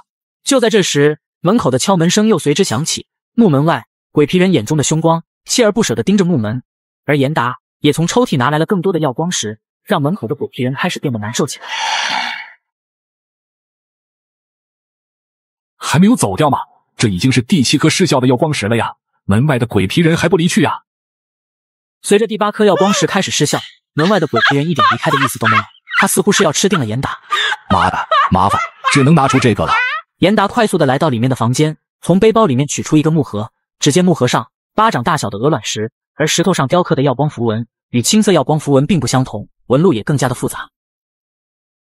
来到木门前，白色的光芒瞬间高举，一股无形的能量出现在了房屋中央，门口的鬼仆人猛然感觉到了一股巨大的压力。被白色耀光石轰开的鬼皮人，原本惨白的手臂上赫然出现了一道道黑色的伤痕，血红的双眼露出一丝丝的忌惮。随着鬼皮人消失在房屋前，严达这才松了口气。鬼皮人不会就此善罢甘休，他一定还会再来的。而让我最担心的是，鬼皮人的出现会让小镇上的幸存者猝不及防，如果防控不力，只怕到时候整个小镇上都是鬼皮人了呀！这可怎么办啊？小镇上的深夜非常寒冷，凛冽的寒风不断呼啸着，而菠萝的石屋内却非常的温暖，篝火徐徐燃烧着，火星噼里啪啦不断闪烁着。精神力强化完毕，是否继续强化？菠萝的脑海里面猛地涌过一道暖流，眼睛也变得清澈了许多，记忆力也提升了不少。现在许多东西都经过了强化，唯一还没有强化的就是一把手枪以及一件破损的防弹衣。系统强化防弹衣，强化防弹衣，强化时间3小时22分钟。随着系统强化中，菠萝随即拿出一块鹅卵石，然后将手中的刻刀拿起，认真的开始雕刻起青色耀光符文。而不一会的时间，菠萝便雕刻完了第1颗耀光石。神奇，强化了精神力。现在雕刻耀光时，不仅仅没有精神力被抽空的感觉，反而有一种宁静致远的感觉。这样说来，青色耀光符文对我的反噬力已经彻底没有了。终于打破了一天只能雕刻3颗耀光石的魔咒了。再接再厉，看看我的极限在哪里。就在菠萝继续雕刻当中，桌子上的异常探测器上突然亮起了灯光。见此，菠萝立刻拿起桌子上的异常探测器。下一刻，木门上响起了一道恐怖的敲门声。菠萝，我是丽丽，求求你开门吧。菠萝打开猫眼，门外女人黑色的长发将她的脸盖住，惨白的脸上宛如尸体，2颗血红的眼球正诡异地转动着。这是鬼皮人，门外的不是丽丽。异常探测器定格在100以后就再也没有提升，这足以表明门外的东西不是人。他竟然没有被烧死掉，现在还附身到了丽丽的身上，这件事变得麻烦起来了。菠萝，开门呐！鬼皮人绝不能接触，也不能回应。沉重敲门声不断响起，而石屋里面一点声音都没有传出。随即，鬼皮人开始有些不耐烦，默默的后退，准备离开这里。见此，屋内的菠萝则突然抬起了手。这道敲门声让准备离开的鬼皮人瞬间停了下来。鬼皮人意识到屋内有人，立马变得极度兴奋，恨不得立马吃掉屋里的人。只要回应鬼皮人，那么他就会上身。如果让这只鬼皮人离开石屋，那么鬼皮人势必会去其他的地方敲门，最终会导致整个小镇都是鬼皮人。当下得尽量拖住这个鬼皮人，不能让他去其他地方，不然麻烦就大了。就这样，菠萝和鬼皮人僵持了起来。每当鬼皮人无法破开木门想要离开的时候，菠萝总会拍出声响吸引鬼皮人。足足持续了1个多小时，鬼皮人终于忍受不了，走下了台阶。他已经不打算继续和菠萝僵持下去。就这么走了吗？不能让他离开。喂，去哪里啊？一道不算大的清脆声音响起，却在寂静的午夜显得格外响亮。开门！鬼皮人的整张脸都被狰狞起，惨白色的脸上出现了一道道猩红的血丝，他已经被彻底的激怒。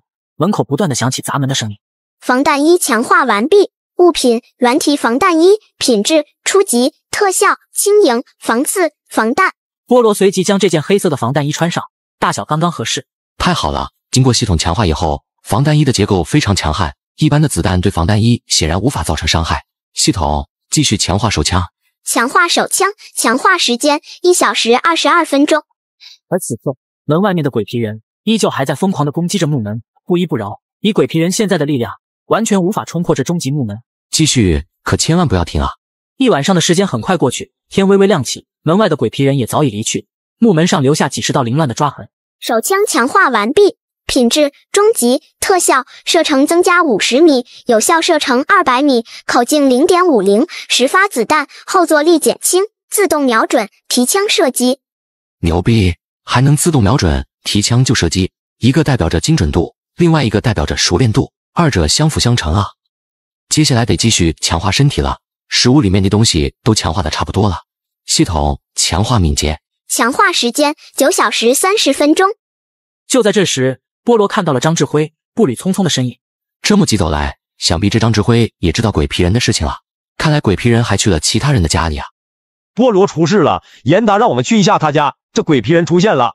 严达最早就知道了吗？是的，所以让我们全部都过去，看他的样子，应该是什么都知道了。菠萝，你不会也知道了吧？我们不是都烧死了鬼皮人吗？怎么又出现了？昨天晚上的时候，鬼皮人过来找了我的，我看见了他，是丽丽。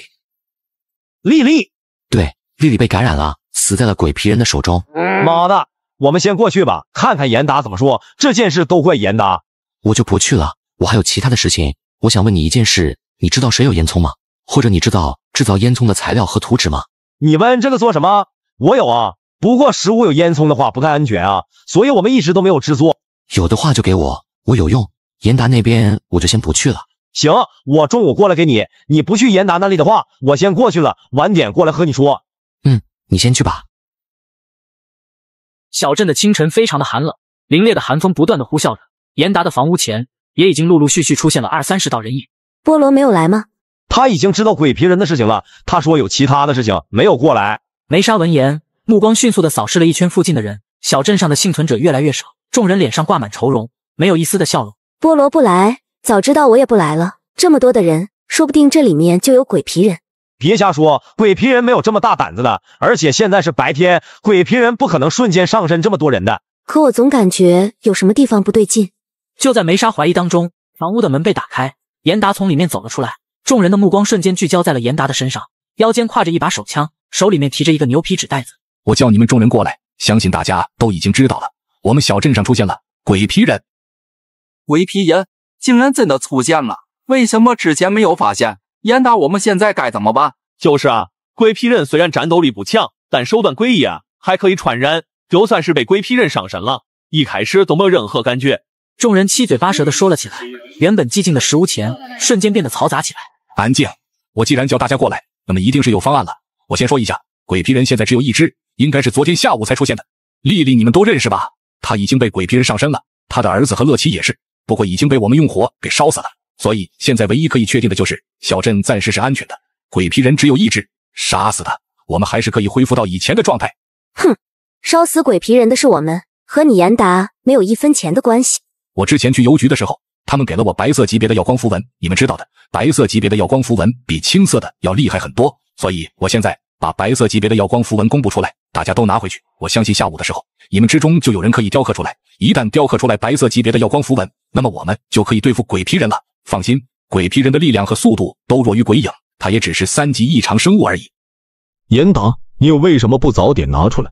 一名大汉瓮声瓮气地说道，个头很高，几乎达到了1.9米。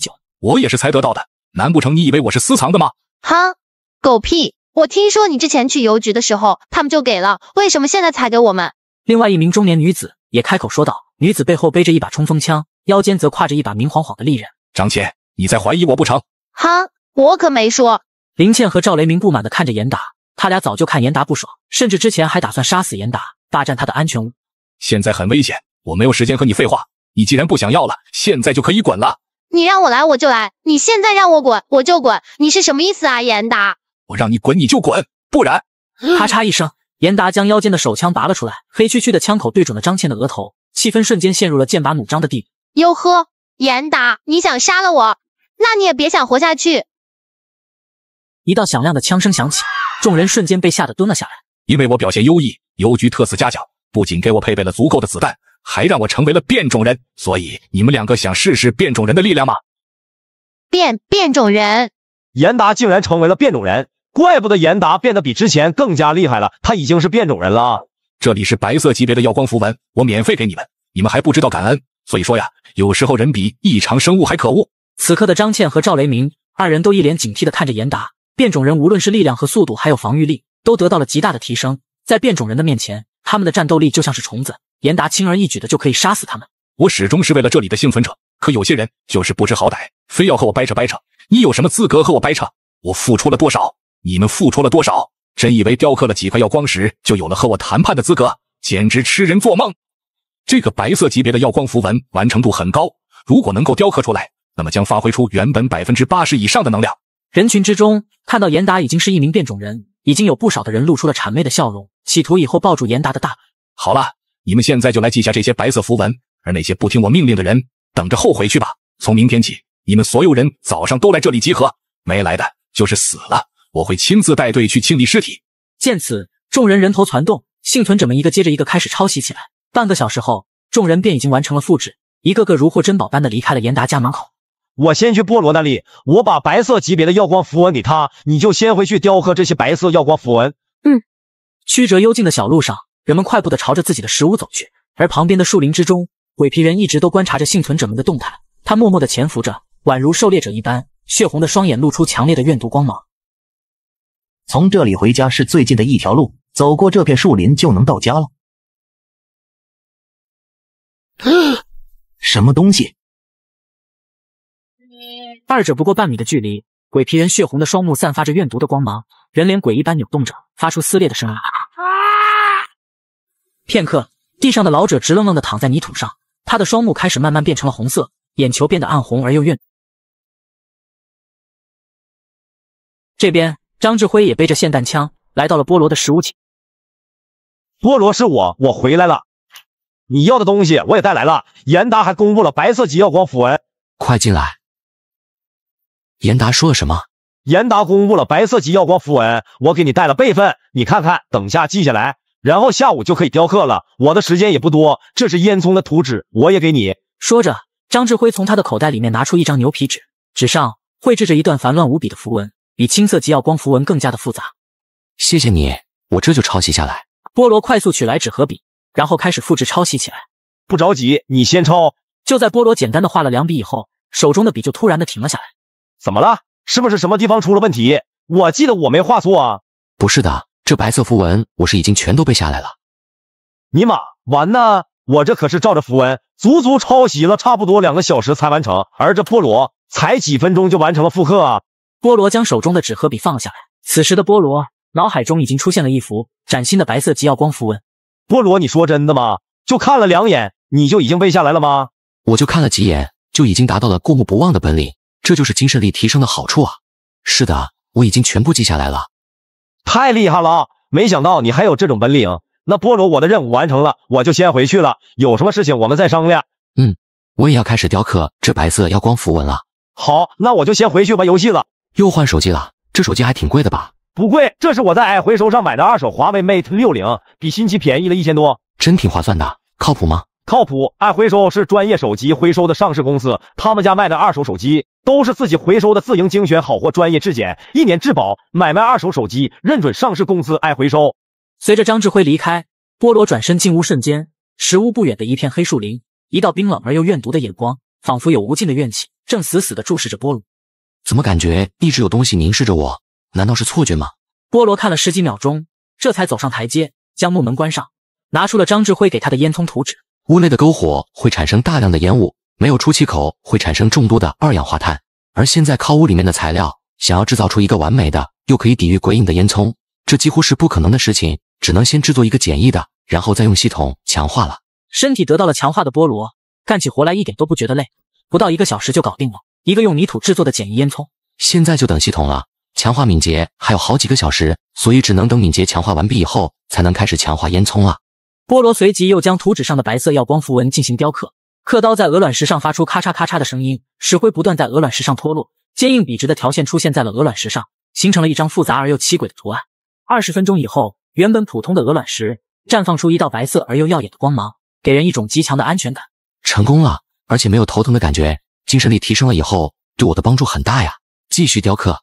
伴随着菠萝雕刻的耀光石增多，他雕刻花费的时间也开始变长。在雕刻完第3颗耀光石以后，菠萝明显感觉精神力有一种被抽干的感觉，不能继续雕刻了，精神力已经开始亏空，必须得停下来了。敏捷强化完毕。瞬间，骨骼与骨骼之间发出细微的咔嚓声音，身体之中的结构发生变化，菠萝能感觉到他的四肢开始变得更加的灵活。太好了，系统强化烟囱。强化时间1小时55分钟。2个小时不到，等烟囱强化完毕以后，身体的5个基础属性就只剩下耐力这一项了，到时候再强化耐力。时间很快过去，天空此刻也已经彻底的黑了下来，夜晚如期而至，温度也开始慢慢的下降。烟囱强化完毕，品质初级，特效坚固耐用，内含手动封锁烟口系统。光波散去，由坚硬石块堆砌成的方柱形烟囱，下面有壁炉，里面还有储灰的地方，顶部则有4个出烟口，都是用钢筋铁网密封起来，只有拇指大小的窟窿，旁边还有一个开关，可以关闭出烟口，防止黑虫子的入侵。太好了，外出的时候可以将烟囱彻底封死，晚上打开着的时候，黑虫子是很怕火焰的，压根不敢进来。系统强化耐力。强化时间5小时01分。5个小时，也就是凌晨12点的样子就强化完毕了。真想看看5个属性强化完毕以后，身体会有什么其他变化呀？菠萝此时的精神力已经恢复了不少，拿起刻刀继续雕刻耀光石。时间1分1秒过去，直到晚上11点，菠萝手上已经有了5颗白色级的耀光石。而寂静的小镇上，则突然响起了零零散散的枪声。此时，距离菠萝不远处的一处石屋中，赵雷鸣正疯狂地开着枪，他的木门已经被砸开，门口散落着一堆已经失效了的耀光石，地上有着一滩的血迹，一具被打烂的鬼皮人尸体散落在门口之中。狗日的，这鬼片不会再来了吧？我现在可是耀光石和子弹可都没有了。就在赵雷鸣担心当中，一股阴风袭来，鬼皮人青灰色的脸死死地凝视着赵雷鸣，2颗血红的眼珠子散发着怨毒的光芒，死亡的丧钟在石屋里敲响。而菠萝的屋内，异常探测器的数值也在开始快速的上升。末日求生第16天，深夜，有人敲门，千万别开门，如果开门，你将会死亡。探测器的数值高达125，这鬼皮人还是来找我麻烦了呀。菠萝看向猫眼，7道模糊的诡异人影出现，鬼皮人同时出现在了迷雾之中，全都聚集在石屋前。目光怨毒地注视着门口，仿佛今天晚上一定要杀死波罗。7个鬼皮人，完了，这木门不知道能不能顶住啊！波罗，我是张志辉，开门，鬼皮人全死了，现在是安全的。我有很重要的事情和你说。这鬼皮人太狡猾了，绝不能开。波罗，你不相信我说的话吗？快开门，我是有重要的事情才来找你的。鬼皮人叫喊了几声，见屋内没任何的声音传出，两只血红的眼睛开始变得愤怒。波罗，没想到你是这样的人，真冷漠啊！亏我还帮了你这么多。随即，门口的鬼皮人开始向后退去。这群鬼皮人是要放弃了吗？按理说不应该啊，叫来了这么多的鬼皮人，就这样离开了吗？就在此时，让人可怕的一幕出现，鬼皮人发出咔嚓咔嚓的声音，骨骼开始断裂，7只鬼皮人开始随意的融合在一起，身体与身体死死的叠合着，足足有3-4米。十几条手臂在空中飘荡，巨大的尸体组成了一个诡异的不规则形态，那血红的眼睛一眨一眨，散发着怨毒的光芒。短短1秒钟的时间而已，异常探测器上的数值便来到了178，这怕是已经超过了3级异常生物的等级了呀！巨型鬼皮人重重地撞在了终极木门上，木头迅速的弯曲，出现了丝丝裂纹，摆在木门下面的青色耀光石瞬间全部集体失效。鬼皮人不断用力撞着，而这也是鬼皮人造成的伤，自身掉落大片大片的血肉，鲜血滴滴答答的掉落着。看来这些鬼皮人是抱着不死不休的心态过来的，势必要把我这木门撞破，把我吃掉啊！被不断撞击的木门出现大面积的损伤，中间被撞出了拳头大小的窟窿，露出了里面的钢板。鬼皮人可以清晰的看到房屋中的菠萝。如果继续让鬼皮人撞下去，只怕用不了几次就会彻底报废了。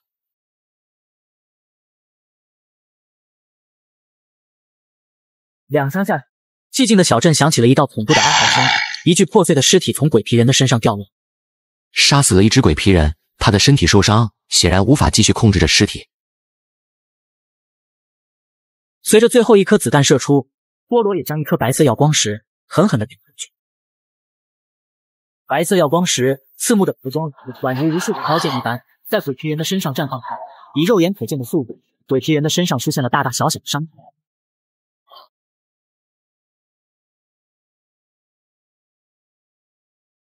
去死！3颗耀光石直接击中鬼皮人，卡在了他的身体间隙中，光芒如实质性的刀剑一样，将鬼皮人的身体射穿。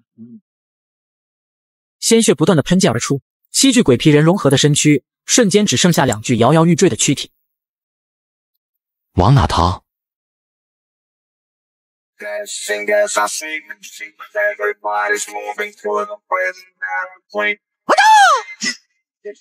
菠萝手中的战斧直接落下，将巨型鬼皮人砍成了2半。迷雾之中响起一道惊悚哀嚎的声音，鬼皮人彻底的死亡，地上的尸体被砍得七零八落。片刻，丛林之中大片大片的黑虫子出现，宛如潮水一般涌来。菠萝见状，立刻后退，快速跑回了石屋。无数的黑虫子只用了1小会的时间，地上的尸体便被吞噬得一干二净，而黑虫子的身上很快便闪烁出红色的光芒，体型也在逐渐变大。这些黑虫子进化了。很快，菠萝从屋里拿出一些燃烧的木头，然后全部都放在了门外，将仅剩的1颗白色的耀光石也放在了门口。青色级别的耀光石几乎消耗殆尽，在面对鬼皮人的时候没有起到太大的作用，而这白色的耀光石也仅剩1颗了。木门则已经损坏，中间部分最为严重，凹陷了大片，里面的铁板全都暴露在外面了。菠萝随即将地上的木门立了起来，虽然木门已经损坏，但也还能够起到一些遮掩的效果。随即坐到了篝火旁边，目光深邃警惕地看着门口。耐力强化完毕，基础属性强化完成，是否强化属性天赋？属性天赋？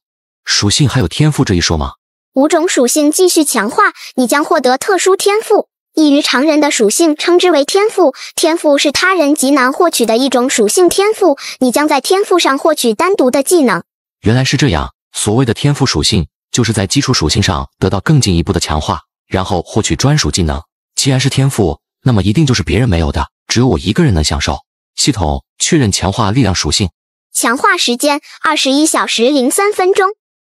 凭借着白色耀光石的守门，后半夜平稳的度过，没有发生其他的事情，门外也没有出现任何异常生物。末日求生第17天，随着白色耀光石的守门，恐怖的深夜平安的度过。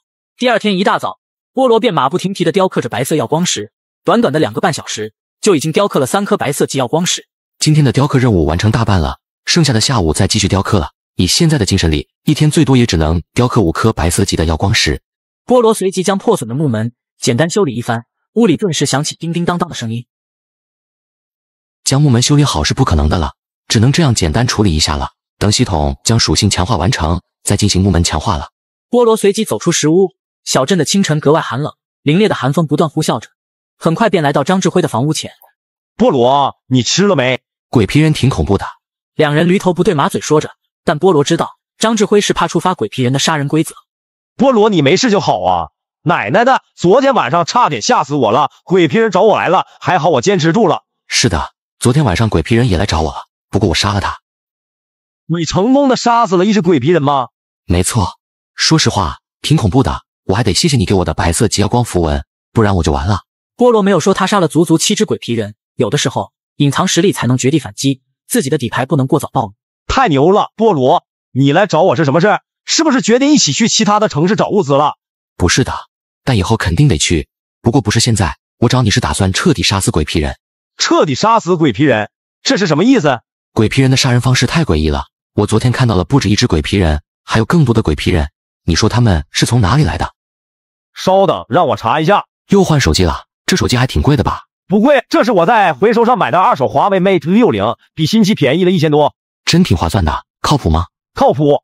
回收是专业手机回收的上市公司，他们家卖的2手手机都是自己回收的自营精选好货，专业质检，1年质保，买卖2手手机认准上市公司回收。难道是其他的幸存者？是的，鬼皮人不仅可以上身，还可以传染，实在太危险了。我感觉小镇里面可能还有其他的鬼皮人。白天的时候，鬼皮人没那么恐怖，我想找到他们都杀死，哪怕是初期的感染者。你这个想法不错，我也想这么做的，但是就我们2个吗？而且我们要一家一家的去找所有人吗？我等下会叫上梅莎，让严达再聚集一次幸存者，没来的幸存者我们一个个去找。行，靠谱，我陪你。随即两人叫上了梅莎，3人走在小路上。张志辉警惕地看向四周，梅莎手里拿着一把锋利的镰刀，前面的菠萝则手中提着战斧，3人组成了一支战斗小队。没多久，3人便来到了严达的屋前。严达，吃了吗？不用测试了，昨天鬼皮人第一个来找的我，消耗了我10几颗耀光石才离开，而且我还知道他找你去了。你怎么知道的？我自然有我的办法，邮差不是那么好当的，多少人死在无知的手中。好了，你来找我什么事情？帮我个忙，也是帮你自己，像昨天一样召集大家来这里，没来的人可能就被鬼皮人杀了，我打算清理干净。哼，你胆子挺大的呀，鬼皮人没那么好杀的，你以为你发现了就能杀死吗？这不关你的事情，你只需要做好你的事情就行。哟呵，你这小子！严达不再反驳，尤其是昨天晚上的一幕，他简直不敢相信菠萝竟然恐怖到了这种地步，敢直面和鬼皮人硬刚，而且还是7只。我可以帮你，不过你也要帮我一个忙。不可能！你小子什么意思？我只是让你帮我一个小忙而已。说了不就是不？如果你不答应我的要求，我也懒得管这里了。张志辉没杀，我们今天就离开这里吧，让他们都死光。见此，严达瞬间急了，他不能让这个小镇彻底覆灭。这里的人不能都死光了，老子可是这里的邮差，人都死光了，我拿什么交差？我可以帮你，但是你们其实不用召集所有人，我知道谁是可疑的，但我不能陪你们去，我也受了点伤。说着，严达挽起他的袖子，只见严达的胳膊上有一道巨大的抓痕。菠萝小心，不必担心，这只是鬼影的伤痕。昨天不仅仅是鬼皮人来找了我的麻烦，鬼影也来了，他抓伤了我。见此，张志辉和梅莎这才松了一口气，并不是鬼皮人的伤痕。鬼影也进化了，变得比之前厉害很多，是我大意了。那你是怎么知道可疑人员的？你小子怎么这么多的问题？我有铁哨，铁哨是邮局配发给我的，只有我能使用。晚上的时候，铁哨可以侦查附近的异常生物，然后我就能知道他们的位置。铁哨？难不成我昨晚发生的事都被他发现了吗？怪不得严达对我说话的语气都不一样了。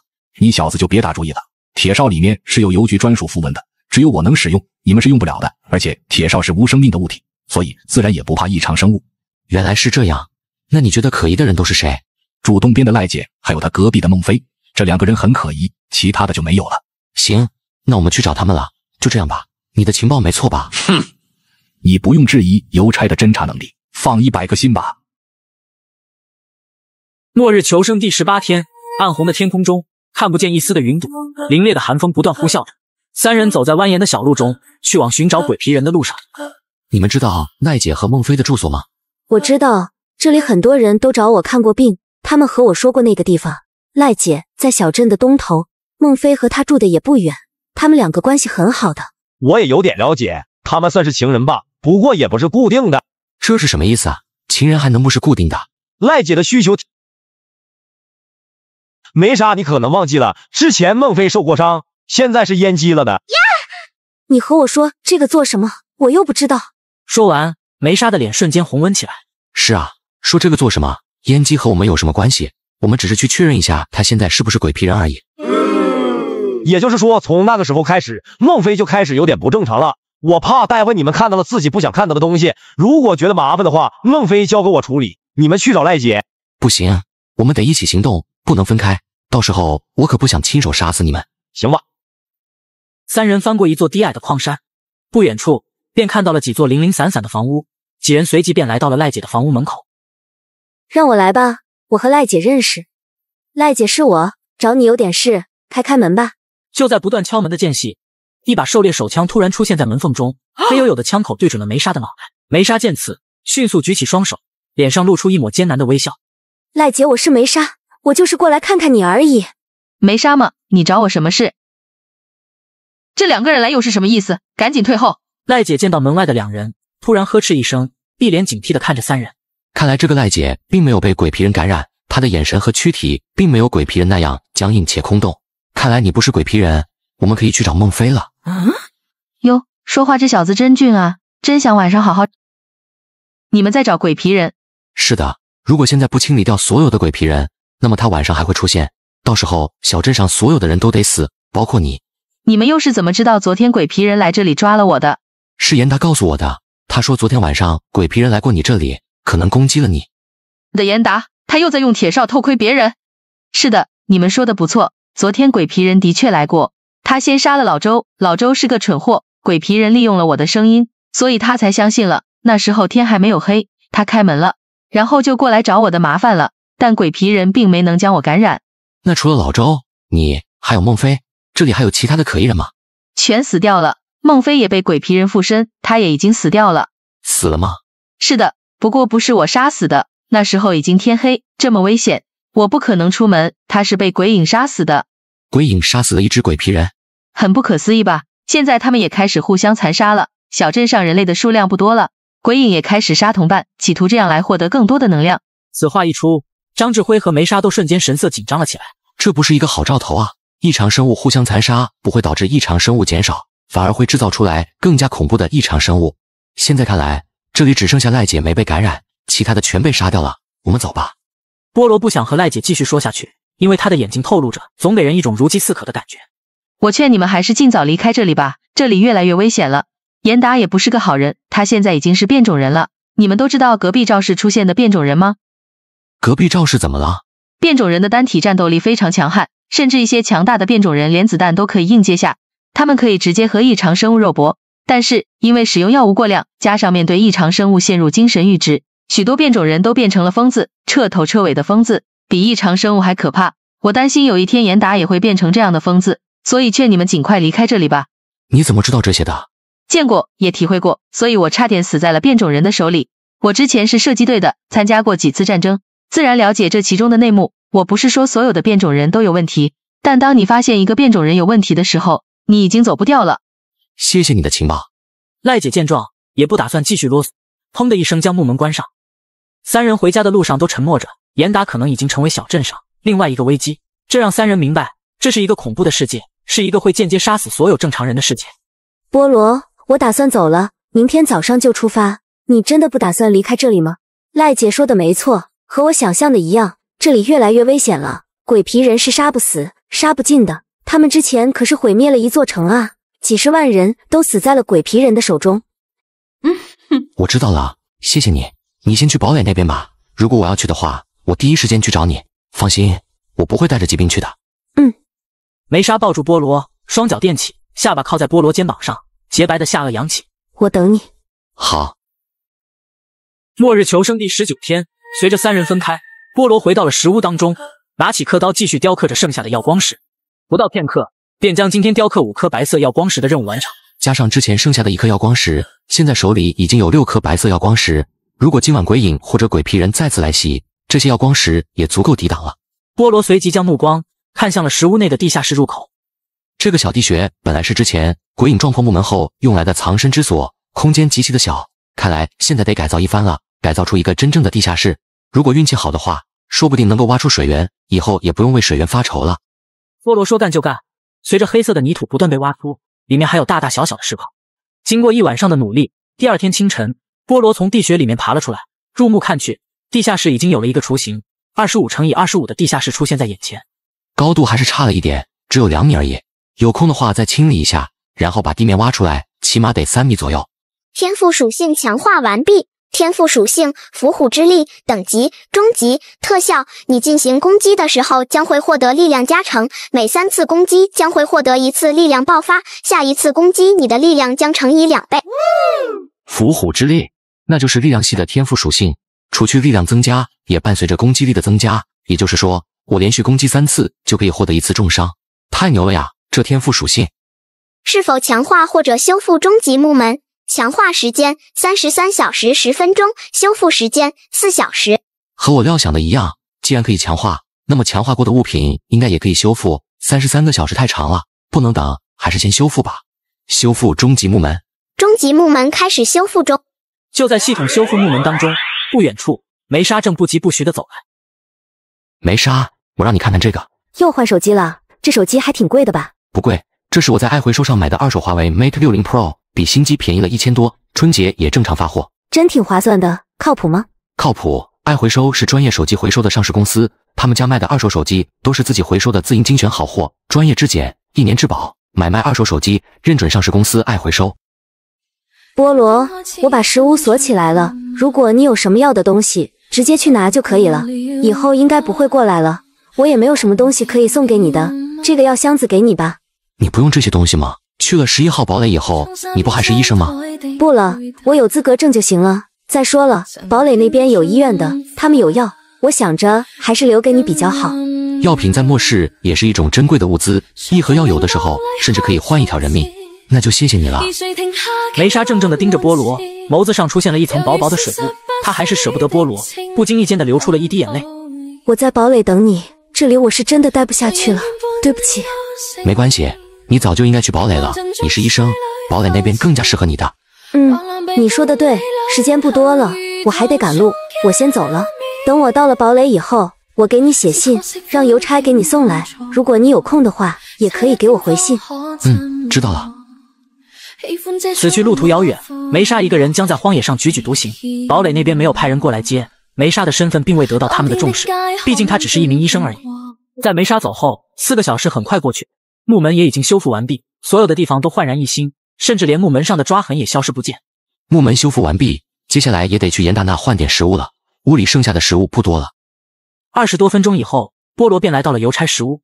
石屋的门口站着2个陌生人，2人都穿着制式服装，一件黑色的披风，里面是装备精良的防护战甲，而一辆吉普车的旁边，一具腐烂的鬼皮人尸体赫然在目，身体还在微微颤抖着。这是鬼皮人啊！菠萝，你怎么来了？我来买点东西，食物、锥子还有铁锹。调查员大人，这是小镇上的幸存者，他是过来买东西的。菠萝，这2位是邮局的调查员，我之前说过的，他们过来视察工作的。你要的都有，我先去拿出来。随即，旁边的调查员看向菠萝，目光威严：你们没有处理干净的鬼皮人，这是最后一只了。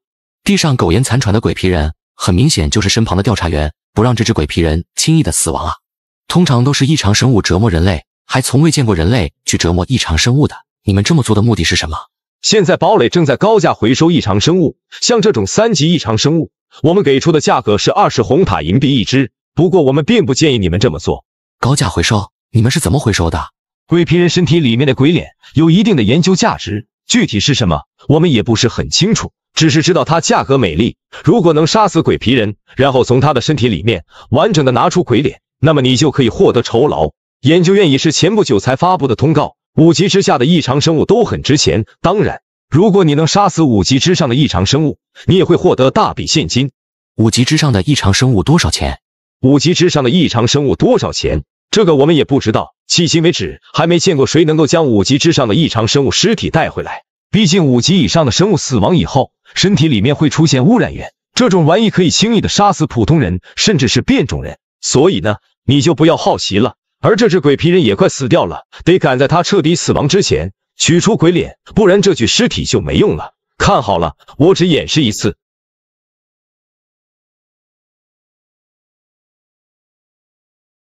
你跑不掉的。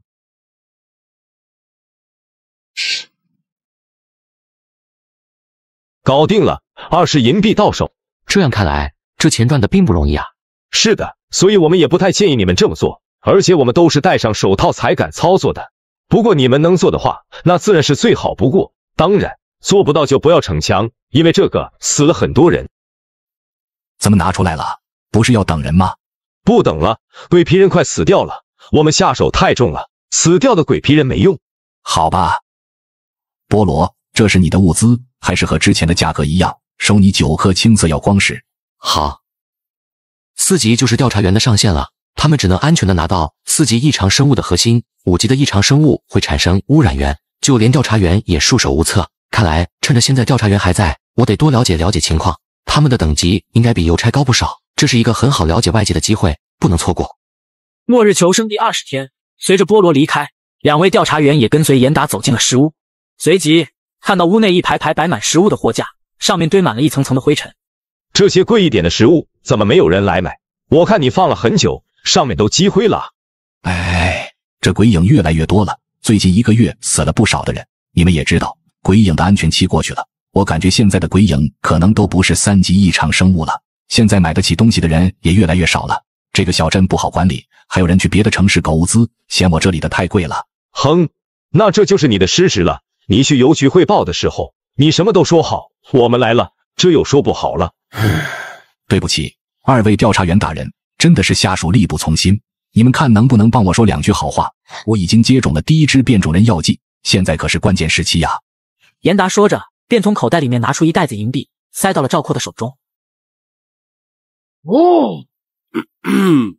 老严啊，现在的确是你的关键时期，第2支药剂接种完毕以后，那么你就不再是邮差了，可以直接加入调查员。我们兄弟也不是来坑你的，毕竟这是上级命令。是，我知道，多谢2位大人的关照。好，这些钱不是重点，重点是老爷你已经获得了第2针的资格，你的检查报告也带过来了，很不错。说话间，赵括将严达的检查报告拿了出来，严达快速的接过来，双目仔仔细细的看了起来，顿时脸上的笑容都快裂得变形。太好了，2位，我这是立即呀，我得赶紧拿出手机拍照记录一下。又换手机了，这手机还挺贵的吧？不贵，这是我在爱回收上买的2手华为 Mate 60 Pro， 比新机便宜了1000多，春节也正常发货，真挺划算的。靠谱吗？靠谱，爱回收是专业手机回收的上市公司，他们家卖的2手手机都是自己回收的自营精选好货，专业质检，1年质保，买卖2手手机认准上市公司爱回收。是的，李奇，你非常优秀，身体没有任何排异，恭喜你啊，老严。还得感谢2位，这么远亲自送过来，我这里也没什么吃的喝的，要不我搞几个小菜吧？不用了，你给我们安排一下床铺就行了。前线过来了部分家属，我们得接待他们。44号堡垒的防线溃败了，转移了不少的人，其中有研究院的和军区大院的亲属，我们得接到11号堡垒去。原来如此，那是得接待，毕竟都是前线的家属呢。天灾降临之后，前线吃紧，保证家属的安全，他们才能安心作战啊。是的，估计就是这几天就过来了。小镇上的鬼皮人已经清理干净了，你做的不错，并未扩散出去，辛苦了。不要紧，这本来就是我的职责所在，一共出现了7只鬼皮人，我都杀光了，剩下的那只实在是没有发现而已。没发现很正常，他本来都快离开这里了，正好被我们撞见了而已，顺便就给收拾了。好了，老爷，时间不早了，你去准备一下睡觉的位置，我们得出去看看了。如果鬼影的等级提升了，我们还得再向上级汇报。好。严达看了一眼手中的报告，随即笑容满面的走出去。严达不可能杀死7只鬼皮人，他手上的伤是鬼影造成的。我早就知道了，现在是谁杀的不重要了，重要的是这里已经没有鬼皮人了，暂时安全。好的，那下一个邮差是谁？他叫厉学光，身份已经安排完毕了。严达的问题很严重，等邮差交接完毕以后就清理掉他。他的测试结果是什么？身体缺陷等级D，精神阈值等级1，稍有刺激就会疯掉，一个半成品而已。完美切忌的变种人可不是什么人都能当的。这边回到食屋中的菠萝，看着面前的地下室，地下室的改造也基本完成，剩下的交给系统即可了。系统强化地下室。地下室强化时间10小时22分。在等待系统强化当中，菠萝来到了篝火旁，拿出了收音机。这收音机很久没用过了，得看一下外界有什么新的信息。大家好，我是潇潇，你们的老朋友了。今天有以下几条新闻。第一，红颜要塞在2个礼拜前免费公布了白色级耀光符文，相信许多人都已经获取了。白色级耀光石的研究成功，预示着幸存者们的生存几率将大幅度提升。在此，我们要衷心的感谢研究院的科研人员。第二，44号堡垒遭受了大面积狂啸者的攻击，现在正在逐步撤离，接手单位有11号堡垒、红岩要塞、边陲要塞、曙光堡垒4个方向。第三，灰域的扩散已经停止，请幸存者们不要误入灰域。最新发现，灰域中出现了一种未知异常生物，该异常生物无法造成物理打击，暂时命名残异人。残异人主要使用精神攻击，可短距离超高速移动，现在只徘徊在灰域附近，并未出现在任何要塞和堡垒附近。第四，研究院最新公布，根据气象局的汇报，白昼正在减短，黑夜的时间在延长，天黑以后不要出门，人类暂时不可能进入永夜阶段。最后，潇潇再次提示一遍，天黑以后不要出门。收音机播报结束，菠萝万千思绪在脑海中不断复盘着潇潇刚刚说的话。残异人，精神攻击，短距离高速移动，那岂不是看一眼就可能被他攻击？而且还是精神方面的，抵御这种类型的异常生物，只能提升本体的精神力量，暂时不知道有没有其他的攻击手段。而白昼的时间还在无形中缩短，这也是一个很危险的信号。现在的天空春夏秋似乎走丢了，只剩下初冬时节，寒风呜咽，风中宛如有鬼魂在哭泣一般。就在菠萝感慨当中，桌子上的异常探测器突然滴滴滴作响起来。末日求生第21天，天黑千万别出门，只因这里深夜穿梭着一群吃人的怪物。菠萝看向被阵阵敲醒的木门，门外鬼影一张狰狞的鬼脸出现在面前，2颗猩红的眼睛死死地凝视着木门，浑身发出恶臭的味道。看起来此刻门外的鬼影只有一只，如果能将其杀死就好了。他的身体很值钱，一只鬼影的价格为20银币，换算下来足足有4颗白色极耀光石。而且鬼影作为3级异常生物，它的杀人规则只是最普通的物理攻击，并不像其他异常生物的精神攻击那么难缠。就在菠萝思索的刹那间，沉重的敲门声再次响起，鬼影锋利的爪子不断砸向木门，瞬间留下了几道浅浅的痕迹。鬼影迟迟无法将木门撞破，就在离开之际，厚重的木门打开，鬼影还在诧异瞬间，一颗白色极耀光石以极快的速度砸了过来。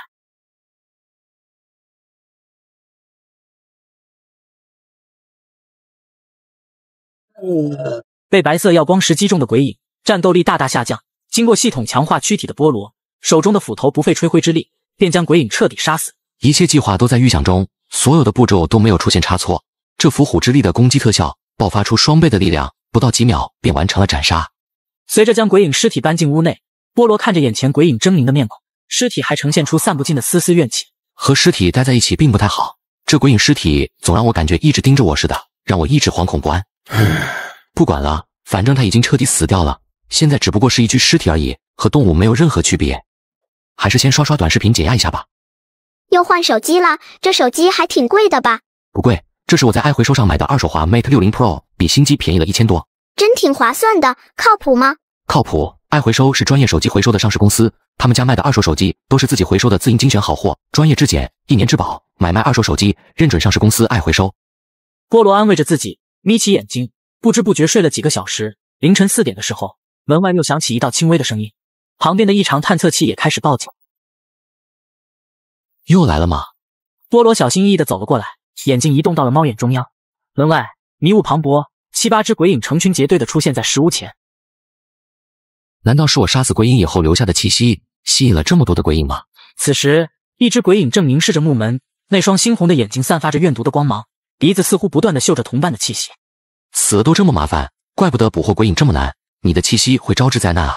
一只鬼影的话还可以成功的杀死，2只鬼影我可能会陷入危机，而现在外面这么多的鬼影，我可不敢拿自己的性命赌博。地下室强化完毕，品质初级，特效：墙壁强化，隐形翻盖门强化，通风设备设置完毕。随即，一个崭新的地下室呈现，之前简陋的风格一扫而空，四周的石壁经过调整和强化，缝隙紧紧地贴合在一起。太好了，地下室强化完毕了。而门外的鬼影则依旧不依不饶地撞击着木门。菠萝迅速将几颗白色耀光石放在门口，然后将鬼影的身体丢进了刚升级完成的地下室。随着隐形翻盖盖上，一丝鬼气也彻底的被隔绝掉。门外的鬼影感觉不到同伴的气息，瞬间都停止了砸门的动作。这升级好的地下室，密封性不是一般的好啊，连一丝鬼影的气息都没有传出。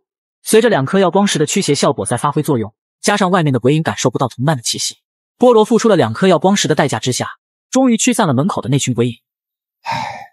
这一夜总算有惊无险的度过了。数个小时后，早上的天空微微亮起，菠萝则将目光放在了遍体鳞伤的木门上。这木门暂时还是先不强化了，反而这遍体鳞伤的模样还起到了伪装的作用。现在身体才是重中之重，还是继续强化天赋属性吧。是否强化天赋属性速度？强化时间19小时51分。是否强化天赋敏捷？时间31小时07分。是否强化天赋精神力？时间44小时06分。是否强化天赋耐力？时间39小时12分。下一阶段的天赋属性将力量转换成为了攻击，已经不再局限于单个器官，而是整体加强。天赋属性会改变整体结构，真正意义上的异于凡人。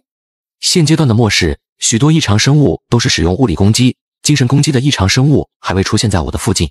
首先选择速度无疑是最正确的办法，并且它的强化时间也是最少的。系统强化速度。强化天赋属性速度中，系统强化当中，菠萝提着水桶走出了石屋，水缸里面的水已经快见底了，他必须去离石屋2公里远的水源地取水，不然晚上连喝的水都没有。而正当菠萝刚来到水源处，7、8辆经过改装的越野车，还有着2辆战地大巴车，发出巨大的发动机轰鸣声，风驰电掣的来到了小镇上。这些越野车风驰电掣的模样，想必是从前线过来的。前线作战的部队一旦无法抵御异常生物，就会选择撤离。这样看来，前线是溃败了呀。随即，这些车队陆陆续续走下来很多的人，看上去都是20出头，年纪大的不过40来岁。而人群里面手持枪械的军人，正和小镇上的调查员不断说着什么，手里面还拿着红头的纸质文件。管他呢，我也并不想和这群外来人接触，还是赶紧打好水离开吧。就在菠萝准备打最后一趟水的时候，只见刚下车的一群人，全拿着很大的塑料桶，往水源地这边赶来。全都拿着水桶，看来这一定是严达告诉他们的，他们的水也不多了呀。末日求生第22天，原本寂静的小镇，突然闯入一批外来幸存者，拿着水桶便往镇上的水源地走去，刚好碰上了前来打水的菠萝。嘿，荒野人，这里的水干净吗？不干净。不干净，你为什么打水？就是啊，你不会是骗我们的吧？你知不知道我们是谁？我管你们是谁，这水本来就不干净，直接喝的话会生病。菠萝直接敷衍了一句，然后向着人群径直的离开。我听我爸说，这些荒野人都很不好惹的，性格古怪。切，有什么古怪的？荒野人嘛，都有点性格孤僻，毕竟连去堡垒的资格都没有。而正当菠萝回到石屋门口的时候，自家的门外也出现了10来个人，全都好奇地打量着石屋。你好，我叫马根，是前线撤退下来的人，请问你这里方便吗？我们能不能借宿一晚？听说这里晚上会出现鬼影，非常危险，我们真的没有办法了。这群人里面不仅有他这样的中年人，还有好几个学生。和刚遇见的那群人不同，这群人明显更加沉默，眼中都闪烁着蜥蜴的光芒。这里有很多石屋，你们随便去住无所谓的，但是我家不行。但这里的石屋很多都是破损的，住不了人啊。我们知道这里晚上会出现鬼影，真的，求求你帮帮我们吧，就一晚上，明天一早车队就会出发的。小李，拿上来。随即，马根背后一个男孩将双肩包脱了下来，里面有着许多的食物，牛肉干、泡面、火腿肠、一罐蜂蜜、压缩饼干、水果罐头这些。这些都给你，只求你让我们住一晚。能够拿出来这些物资，足以见得身份上的与众不同。末世来临以后，荒野上的幸存者只能吃蟑螂干和干面包，而他们却可以轻而易举地拿出这些罕见的食物。对不起，我的食物很小，住不下你们，晚上鬼影会上门的，发生任何声音都可能招致灾难，所以你们还是走吧。我们没有地方去了，大巴车也不安全，一路走来我们已经死了不少同伴，出发的时候263人呢。你看，今天刚刚清点人数，只剩下105人了，几天而已，已经死了158人。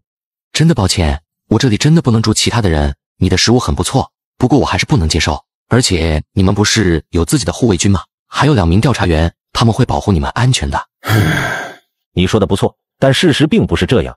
护卫军只负责把我们安全送到堡垒，至于能有几人到，那不是他们关心的事情。除此之外，我们也是有等级的，他们的家属是1级保护对象，我们只是2级保护对象。护卫军让我们自己想办法，要不晚上就在大巴车上睡觉。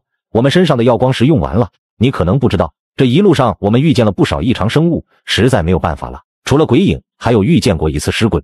尸鬼的等级比鬼影还要高，是4级异常生物，它们数量很多，嘴巴里面能释放湿气，一旦沾染马上就会死掉。那天晚上我们遇见了尸鬼，一晚上的时间就死掉了50多人，这还是我们有护卫军和药光石的情况下。当时如果不是发现的早，开车跑了，我们都得死。听他这么一描述，看样子尸鬼的恐怖能力比鬼影还高啊！我可以帮你们一点，我这里还有一点药光石，我们可以以物易物。不过你这点食物肯定是不够的，你们有护卫军，那么一定有子弹。子弹我能搞到，但你能给我多少药光石？这取决于你能给到我什么物品。记住你的身份，马根，你是求助者。我给你们2个小时的时间，2个小时以后拿上你能得到的物品，我们可以合作一把。行吧，这是唯一的办法。我们需要一点时间。对了，你要战甲吗？就在马根刚刚说完，其余的几个人都惊讶地看着马根。马老师，这不行啊！我知道，但这位先生能够让我们度过今夜的话，我愿意付出这些。如果出了什么事情，我一个人承担。你说的战甲有什么危险？白熊战甲本身没有任何危险，完好无损。不过拿过来有一点麻烦，但我可以承受。等我回到了堡垒里面，他们拿我没有任何办法。这白熊战甲本是为指挥官准备的，而我看这战甲非常符合你的身形。可以，那你先拿来吧，我们到时候说。行，那我就不打扰你了，晚点见。马根一群人回去的路上，这群沉默的学生立刻七嘴八舌地说了起来。马老师，你真的信得过那个幸存者吗？万一他骗我们的怎么办？是啊，马老师，白熊战甲可是在2号越野车上，偷出来都很麻烦，何况还送给他。他不会骗我们的，最多就是筹码不够，停止交易。毕竟我们的身边有护卫军，他也有自己的忌惮。其次，白熊战甲的安全级别不是最高的，就算是护卫军发现我偷了，他们也不能把我怎么样。他们要的资料在我的脑袋里面，他们杀了我的话，高层会很生气的。马根说完以后，众人都沉默了下来。这时候，人群中走出一名女子，婀娜多姿的完美身材，脸上戴着一个口罩，一双动人的杏仁眼暴露在空气中。马老师，偷子弹的事情交给我吧，你去偷白熊战甲。我刚刚观察过那个少年，他不像是个坏人，但也绝不是好人。他的食物比大部分人的都好，木门上虽然遍布抓痕，应该是鬼影留下来的，但并未破损，这说明他有抵御鬼影的能力。他能在这种穷凶极恶的环境下生活，这人不简单的。你分析的不错，不过你去偷子弹真的行吗？柳玉，你可不能出现任何意外。马老师，我知道的，你放心好了。如果我不能回家，我妈也不会怪你的。相信我，我们死了太多的人了，而且我们都只是2级保护对象而已。其实你是1级保护对象，只要你说出你母亲的名字，我相信护卫军会竭尽全力把你送回堡垒的。我可不想和那些人在一起，我看见他们的眼神就觉得恶心。马老师，我们还有多久可以到堡垒那边？调查员已经过来了，不出意外，接下来的路不难走，就看在这个小镇待多久了。如果顺利，2天就能到。但是你如果不小心暴露了，一定要记得说你母亲的名字，千万别不说，现在活着最重要。我知道。就在几人说话时，这时候迎面走来另外一群人，正是波罗之前碰到的那群人。这些都是一些富家子弟，还有几个身份比较重要的，是护卫军的重点护送对象。嗨，马老师，你们去干什么了？赵小树笑嘻嘻地说着，目光则迅速落在几个姿色不错的女学生身上。没做什么，找睡觉的地方罢了。你们找到水了吗？嘻嘻，当然了，马老师要是想用的话，我可以分给你们一点。今天晚上可不好过啊，刚听守卫军的李长官说，严达的房间已经不够了。这个小镇最多的异常生物是鬼影和黑虫子，很麻烦的。鬼影很喜欢半夜敲门，没有耀光石的话，晚上非常的危险。是的，你说的不错，我们也已经知道了。马老师啊，你们的耀光石好像不够了，不如这样，我们晚上住一起吧，这样安全一些。老马，小树哥说的不错，这样吧，我们还有位置，水也有了，你挑几个人晚上过来呗，男的就算了。此言一出，马根这边的男生女生一个个气愤无比，盯着赵小树和孟海涛。而在赵小树这边，戴着眼镜的女孩则颇为不满，极度的盯着柳玉他们。哥，这位置可是不够了啊！怎么不够？晚上你睡我左边，他们睡我右边，耀光石可以保护好我们的。谢谢你们的好意了。谢什么？不用谢，不来的话你们都要死。别忘了尸鬼攻击的那天晚上，你们差一点就没了，可别倔强了，不就是睡一觉吗？到了堡垒，你不说，我不说，大家都还是好朋友。哥，你轻点，弄疼我了。真是恶心。马根看着赵小树这副嚣张跋扈的模样，心中不仅仅是愤怒，更多的还是难受。戴着眼镜的张韩磊本是马根的学生，可当他无意间听说赵小树是一级保护对象以后，他毅然决然地投入到了赵小树的怀抱中。无论赵小树提出什么非分的想法，他都无条件的满足，就是为了跟着受保护的一级对象活下去，回到堡垒中。同学们，我们走。人必须要活下去，但不能没有尊严的活下去。这样的人活着也只是一具行尸走肉罢了，就算是死，也要死得有尊严。这句话就像是一根针，深深地刺进了张韩磊的心中。死和尊严孰轻孰重，没人能比我更加明白。海涛，你去看看他们干什么去了，这个马根肯定有秘密。好的，小树哥。末日求生第23天，接上集。随着马根几人离开，波罗则在石屋内专心致志地雕刻着耀光石。终于把今天雕刻5颗耀光石的任务完成了。现在1下午的时间过去了，都没有看到马根过来，也不知道他有没有成功将我所需要的物品带出来。波罗没有继续猜想，拿起桌子上的面包和肉干充饥，补充着刚刚雕刻耀光石损耗的体力。是来了吗？波罗迅速打开猫眼，便看到了马根那张焦急的脸庞，身旁还站着柳玉，手里抱着一个巨大的纸箱子。东西都带来了吗？都带来了，外面太危险，我们能进去说吗？不行，就外面说，东西放地下。好吧，那我们快点交易，时间是晚了点，毕竟费了不少力气。你要的东西都带来了，食物、口径 7.62 毫米的子弹，还有一套白熊战甲。不错。你先看东西，能给我们多少耀光石？不过我们最低不能少于5颗。5颗？你说的是什么级别的？当然是白色级呀，青色级的肯定不行。你不会只有青色级的吧？白色级的也有，放心吧。好了，柳玉，你看着点外面，我和这位先生交易。先生，你先看白熊战甲。马根说着便将纸箱子打开，只见一套完整的银白色战甲映入眼帘。战甲由特殊耐腐蚀材料制造而成，表面光滑如洁，胸口绘制着一张狰狞白熊的图案，给人一种防御力很强的压迫感。这套战甲很重，如果你身体的承载能力足够，那就可以穿，灵活性也不用担心，都是经过测试的，近距离完全可以抵御 7.2 毫米口径的子弹。白熊战甲的防御力是普通作战服的7倍，你可以想象它得有多强的防御力。而唯一的缺憾就是战甲挺重的，所以没有一个强悍的身体是驾驭不了的。不错，我先记录下数据。你这什么手机啊，这么厉害？我这是新款华为 Mate 70，搭载超牛的鸿蒙 AI 功能，传个照片轻轻松松。这个很贵吧？不花钱，这是我左下角游戏专门送给粉丝的，你也可以去领。免费吗？真的假的？是真的，我也领了一台。具体怎么领啊？你认准我左下角新链接，点击记录下载注册完，就能参与领华为 Mate 70的活动了，升级就能领，早领早享受。还真有，我这就领。没问题，我们就这样交易。5颗耀光石，我要你们给我的所有东西。5颗，这只是白熊战甲的价格啊！你看这里还有食物和子弹啊！你要的这些子弹是我偷出来的，30多颗子弹啊！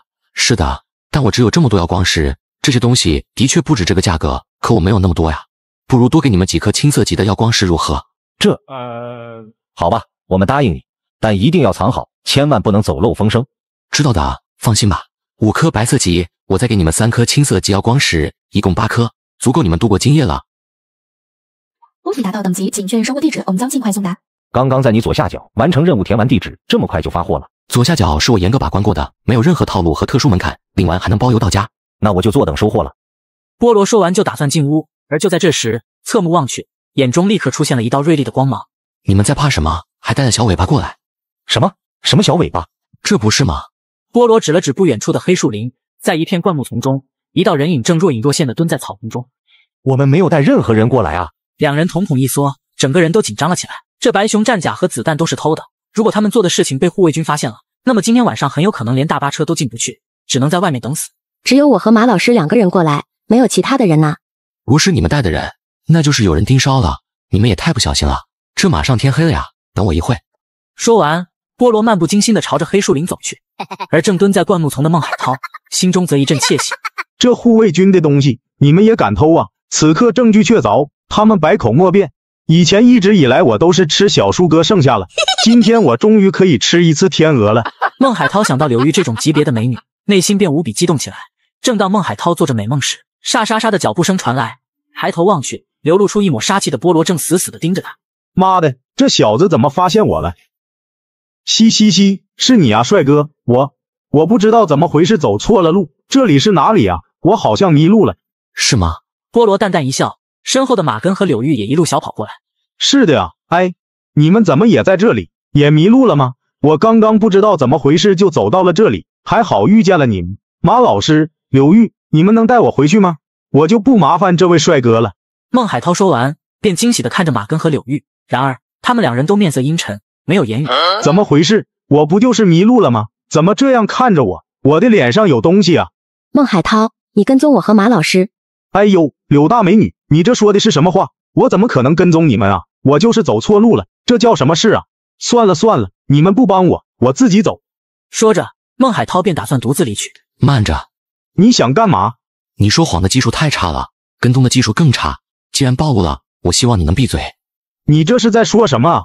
孟海涛死死地看着菠萝，随即又看向旁边的马根和柳玉。此刻，他也发现自己似乎是真的暴露了。见此情景，孟海涛倒也不打算继续伪装。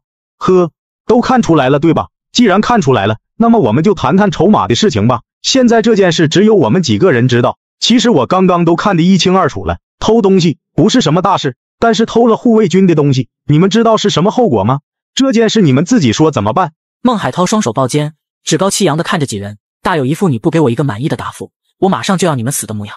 柳玉和马根脸色一下子苍白起来。如果这件事真的被孟海涛说了出去，后果将不堪设想。你们自己说吧，怎么办？哼，就你一个人吧，你知道吗？你暴露了自己。什么？孟海涛的确是一个人过来的，可他并不觉得有什么。营地里面有护卫军，还有调查员，而他可是一级保护对象，他有嚣张的筹码。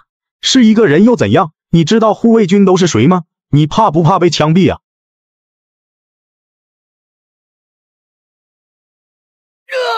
咔嚓一声，脖梗间喷溅出一道半米高的血柱，整具尸体砸在地上，发出一道沉闷的砰声。没等反应过来，一旁的马根和柳玉都惊慌失措看着菠萝，他们怎么也想不到，菠萝竟然直接杀了孟海涛。知道了吧？这件事只有我们几个人知道，他一个人来的，其他人都不知道。所以你们快回去吧，马上天就要黑了。菠萝转身离去，没一会的时间，菠萝便返了回来，提着一个纸袋子，里面装着药光石。5颗白色级的药光石，还有3颗青色级的药光石，你们可以看看。好，谢谢。这具尸体还得处理一下，没有了脑袋，也有可能会变成行尸。待会我分解一下他的尸体，你们先走吧。被吓傻的马根和柳玉对视一眼，都从对方的眼中看到了惶恐。二人快步的走掉，菠萝则挥舞着手中的战斧，干净利落的解决掉孟海涛的尸体。马老师，你发现了没有？那个少年的力气很大呀。是的，我现在才想起来，他一斧就斩落了孟海涛的脑袋，这样的力量，那得多大力气啊！根据能量守恒定律，动量等于质量乘以速度，一般人是不可能做到的。那位少年却能够轻而易举的做到，他不是屠夫，就算是屠夫也不可能做得这么轻松。那么只有一个可能，马老师，他不会是变种人吧？或者是超凡者？你说的也不无可能，我们得守住这个秘密，千万不能让任何人知道了。待会回去以后，假装什么事情都不知道。等我们回到了堡垒以后，这件事就算是尘埃落定了。而孟海涛则是咎由自取，食物的那个少年惹不得。知道了。而黑夜也如期而至，小镇慢慢的出现了大片大片迷雾，诡异的灰色迷雾带来了无穷无尽的寒冷气息。片刻，一道响亮的爆炸声响起，方圆几公里都听得非常清楚。没想到护卫队竟然使用了炸弹这类武器，足以见得鬼影的数量绝不可能是1-2只，可能是10几20只的出现，也不知道他们能不能活过今晚。末日求生第24天，一道巨大的爆炸声响起，地面被炸出一道巨坑，一只鬼影被炸成了碎肉，乱七八糟的掉在地上。7、8辆越野车以一种奇怪的姿势排列着，保护着中间2辆大巴车。马根等人则瑟瑟发抖的蜷缩在大巴车里。又是一道巨大的爆炸声响起，2只鬼影瞬间又被炸飞，重重的砸在地上。而一辆全副武装的越野车中，一名指挥官手里正拿着对讲机，神色难看到了极致。赵括，你不是说鬼影的数量不多吗？我们现在埋在地里的地雷都爆炸了，现在外面起码有10几只鬼影。情报方面我们是真实提供的，但没想到鬼影的数量有这么多。现在不是说这个话的时候。你们埋了多少地雷？埋了7颗，他们踩中了2颗，炸死了3只鬼影。这样，那还不错。你们再坚持坚持吧。什么？坚持？你就让我们这样一直坚持吗？不然能怎么办？我现在不能出来。放心好了，鬼影不可能攻破越野车的。你们不是都加固过了吗？最多今天晚上会比较吵而已。你大爷的！指挥官愤怒地骂了一句，随即掀开窗帘的一角，目光瞬间变得惊悚起来。迷雾中的鬼影迅速朝这边伸了过来。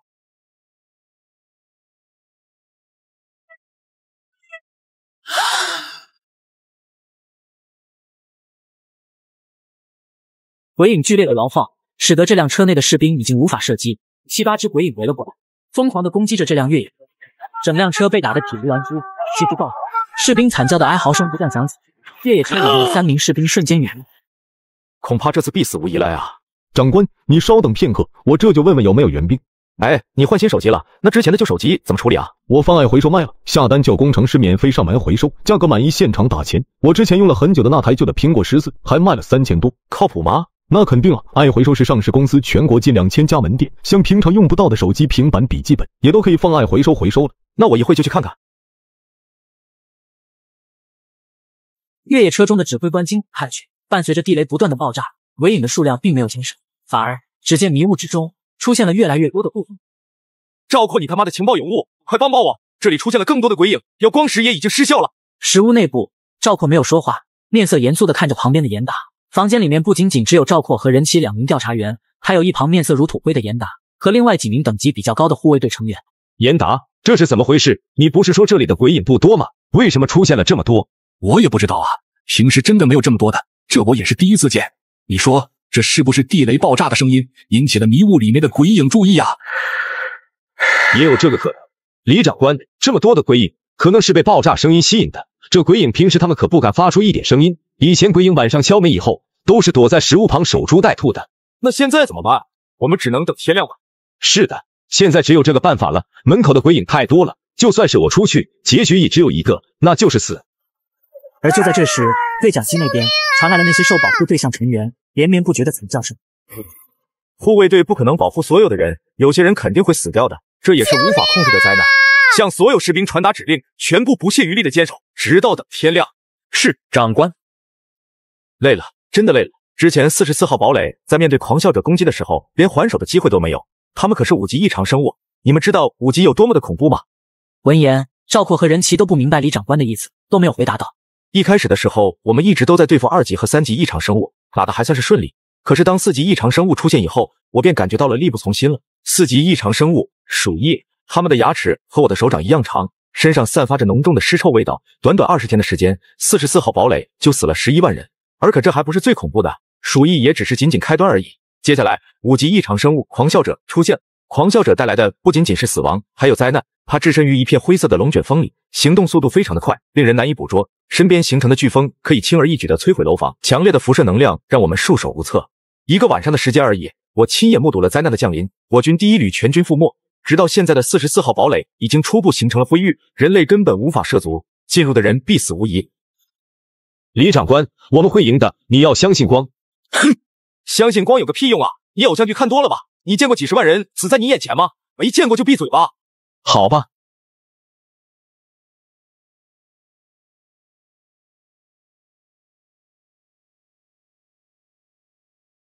一马，妈的，4级异常生物一马出现了。为什么是这个时候啊？难道是鬼影吸引了他们吗？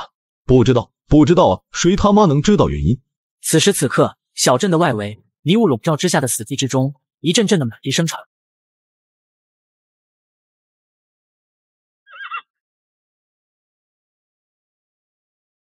随着迷雾缓缓散开，触目惊心的一幕出现在了人们的眼中。铁蹄发出当当当的声音，一匹巨大的战马映入眼帘，马背上坐着一个人，摇摇晃晃地坐在上面，浓重的死亡气息扑面而来。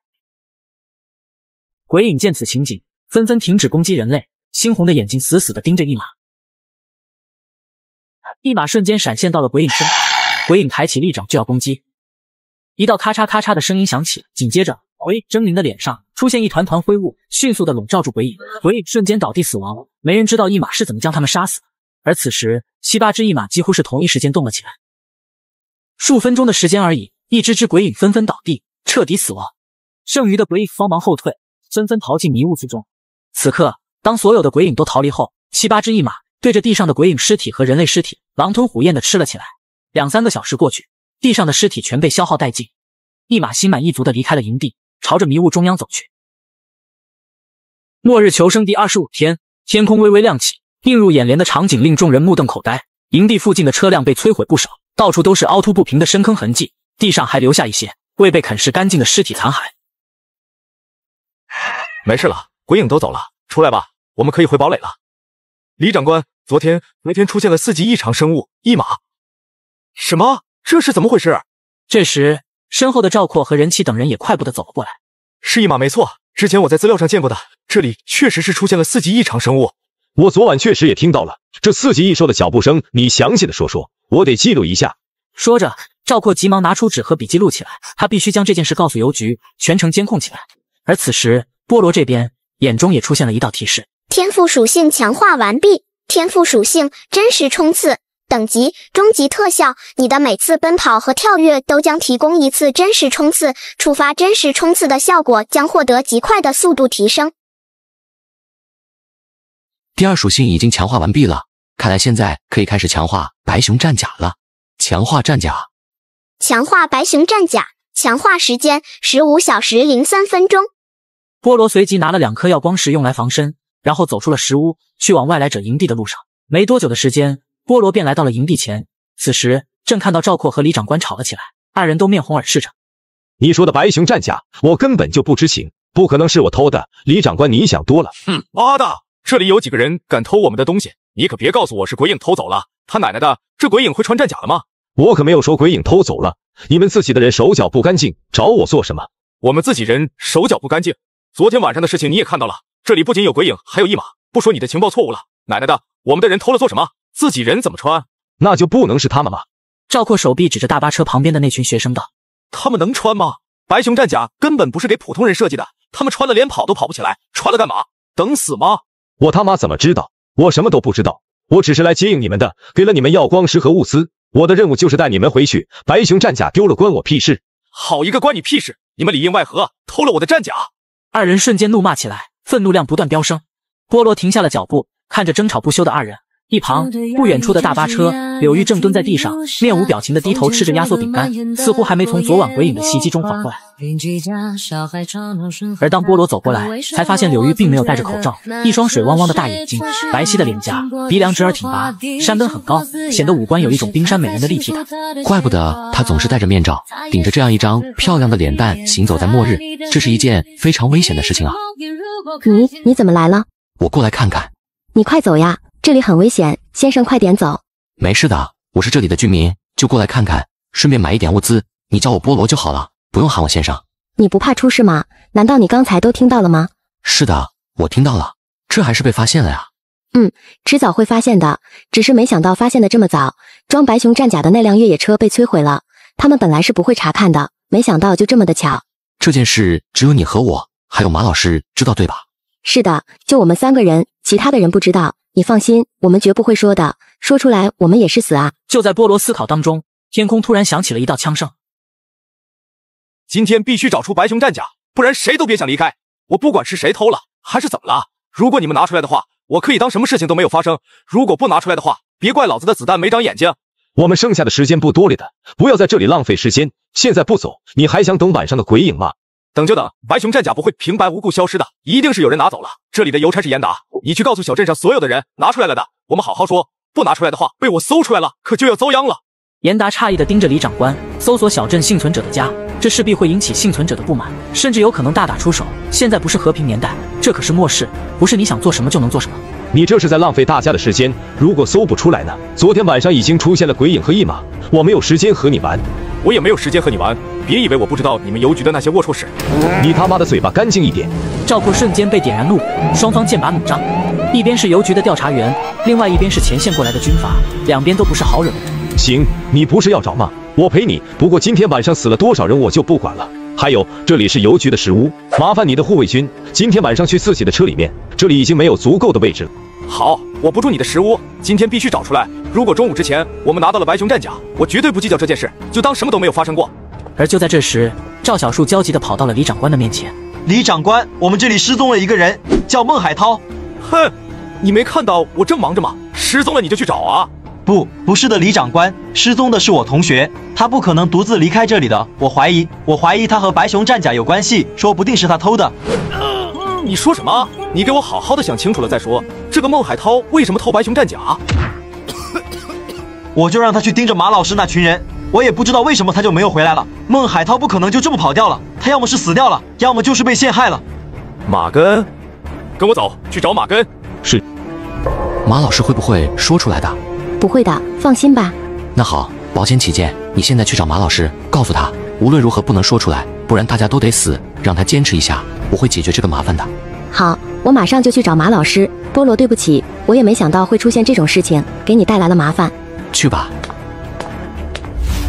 看来这个赵小树的确是个麻烦，得悄无声息处理掉他呀，不然有可能暴露出这白熊战甲。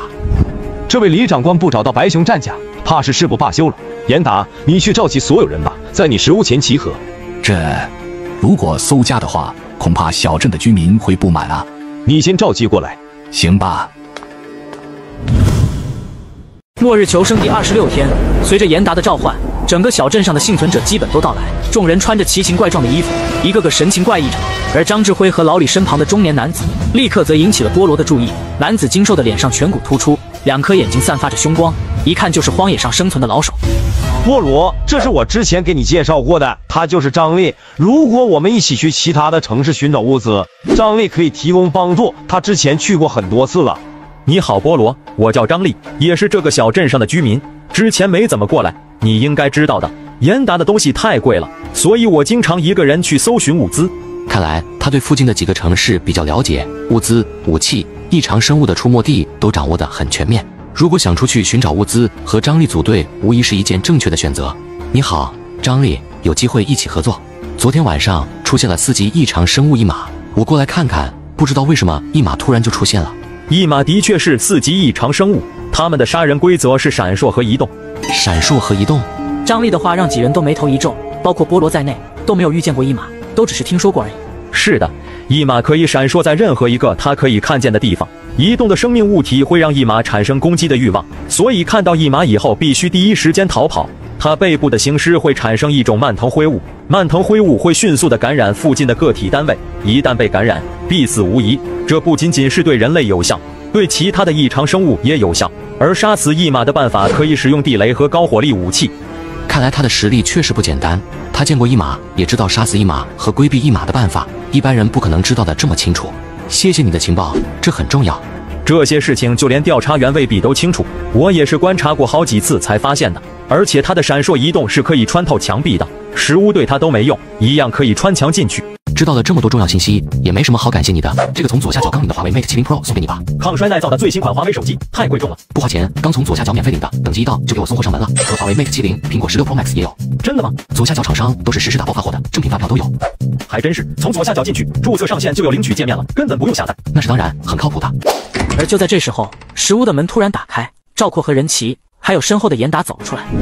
大家都安静一下，我有2件事情要宣布。闻言，食屋前不断交谈的70-80人全都停下言语，一个个都看着赵括。事情是这样的，昨天护卫队丢失了一副白熊战甲，我不知道他们是怎么丢失的。如果是被我们小镇上的居民捡到了的话，我建议拿出来，毕竟这是军方的物品。拿出来的话，我代表邮局补偿5颗白色级耀光石，这件事就这么算了。赵括说完，他的目光迅速地扫视着所有的人，众人神情各异。赵括并未发现任何一个人露出细微的面部表情，他的观察力已经非常强大，但也没有看出有哪个人暴露出来。好，那么应该不是从我们这里的人拿的。不过护卫队还是希望能去大家的家里面看看，到时候希望大家配合，他们会补偿我们的。此言一出，顿时有人不满，众人骂骂咧咧起来。凭什么去我们的食屋？他们有什么资格？万一他们有传染病怎么办？我可不想我家全部都是病毒。就是，这是不可能了，生人勿近，这是规矩。哼，想进我的食物，那就看我手里的枪同不同意了。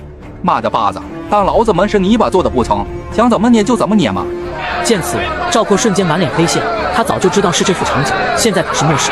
有人为了一块食物大打出手，有人为了一颗耀光石出卖色相，还有人为了一把武器杀死同伴。如果真的硬闯，说不定就可能擦枪走火。好了，我到时候会陪同李长官一起的，你们也别吵吵了。奶奶的，让他们滚出这里，净惹麻烦。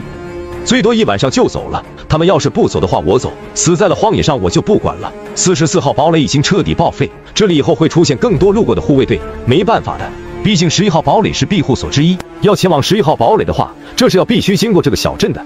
赵括说完，众人骂骂咧咧的一哄而散，压根不想搭理这些外来的护卫军。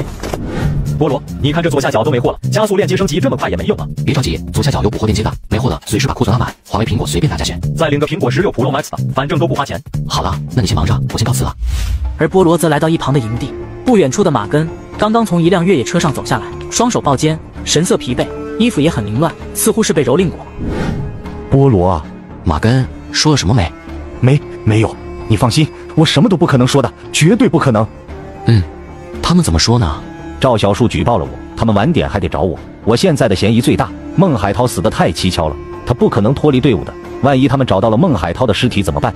放心，他们不可能找到的。这里晚上有很多黑虫子，黑虫子会吃掉被肢解过后的尸体。那我听说李长官会去食物里面搜查的，万一被发现怎么办？没事的，我会处理干净的。马老师，赵小树说了什么？你能和我说吗？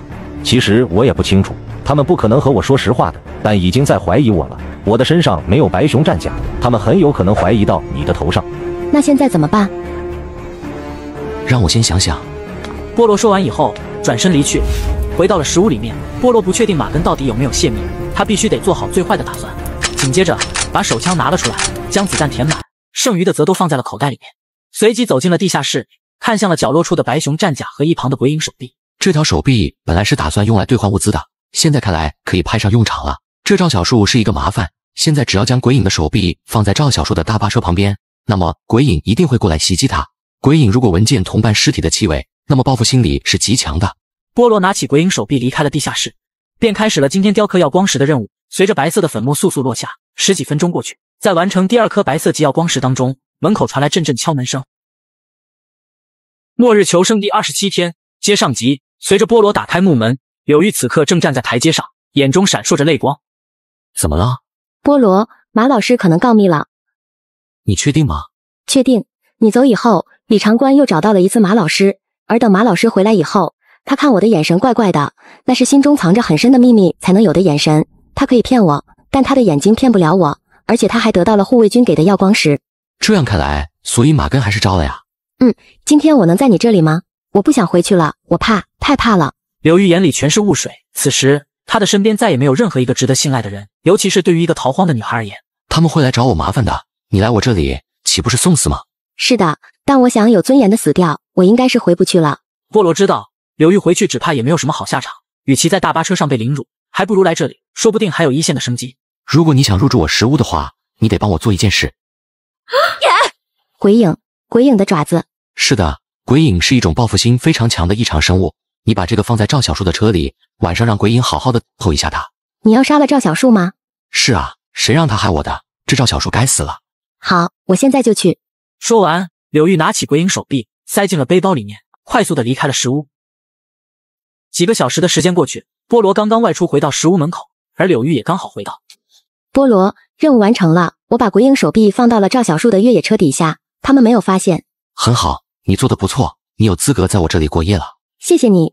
不用谢，我得发个短信看看张志辉现在在干嘛。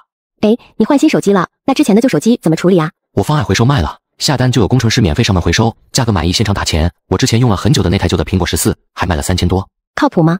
那肯定啊，爱回收是上市公司，全国近2000家门店，像平常用不到的手机、平板、笔记本也都可以放爱回收了。那我一会就去看看。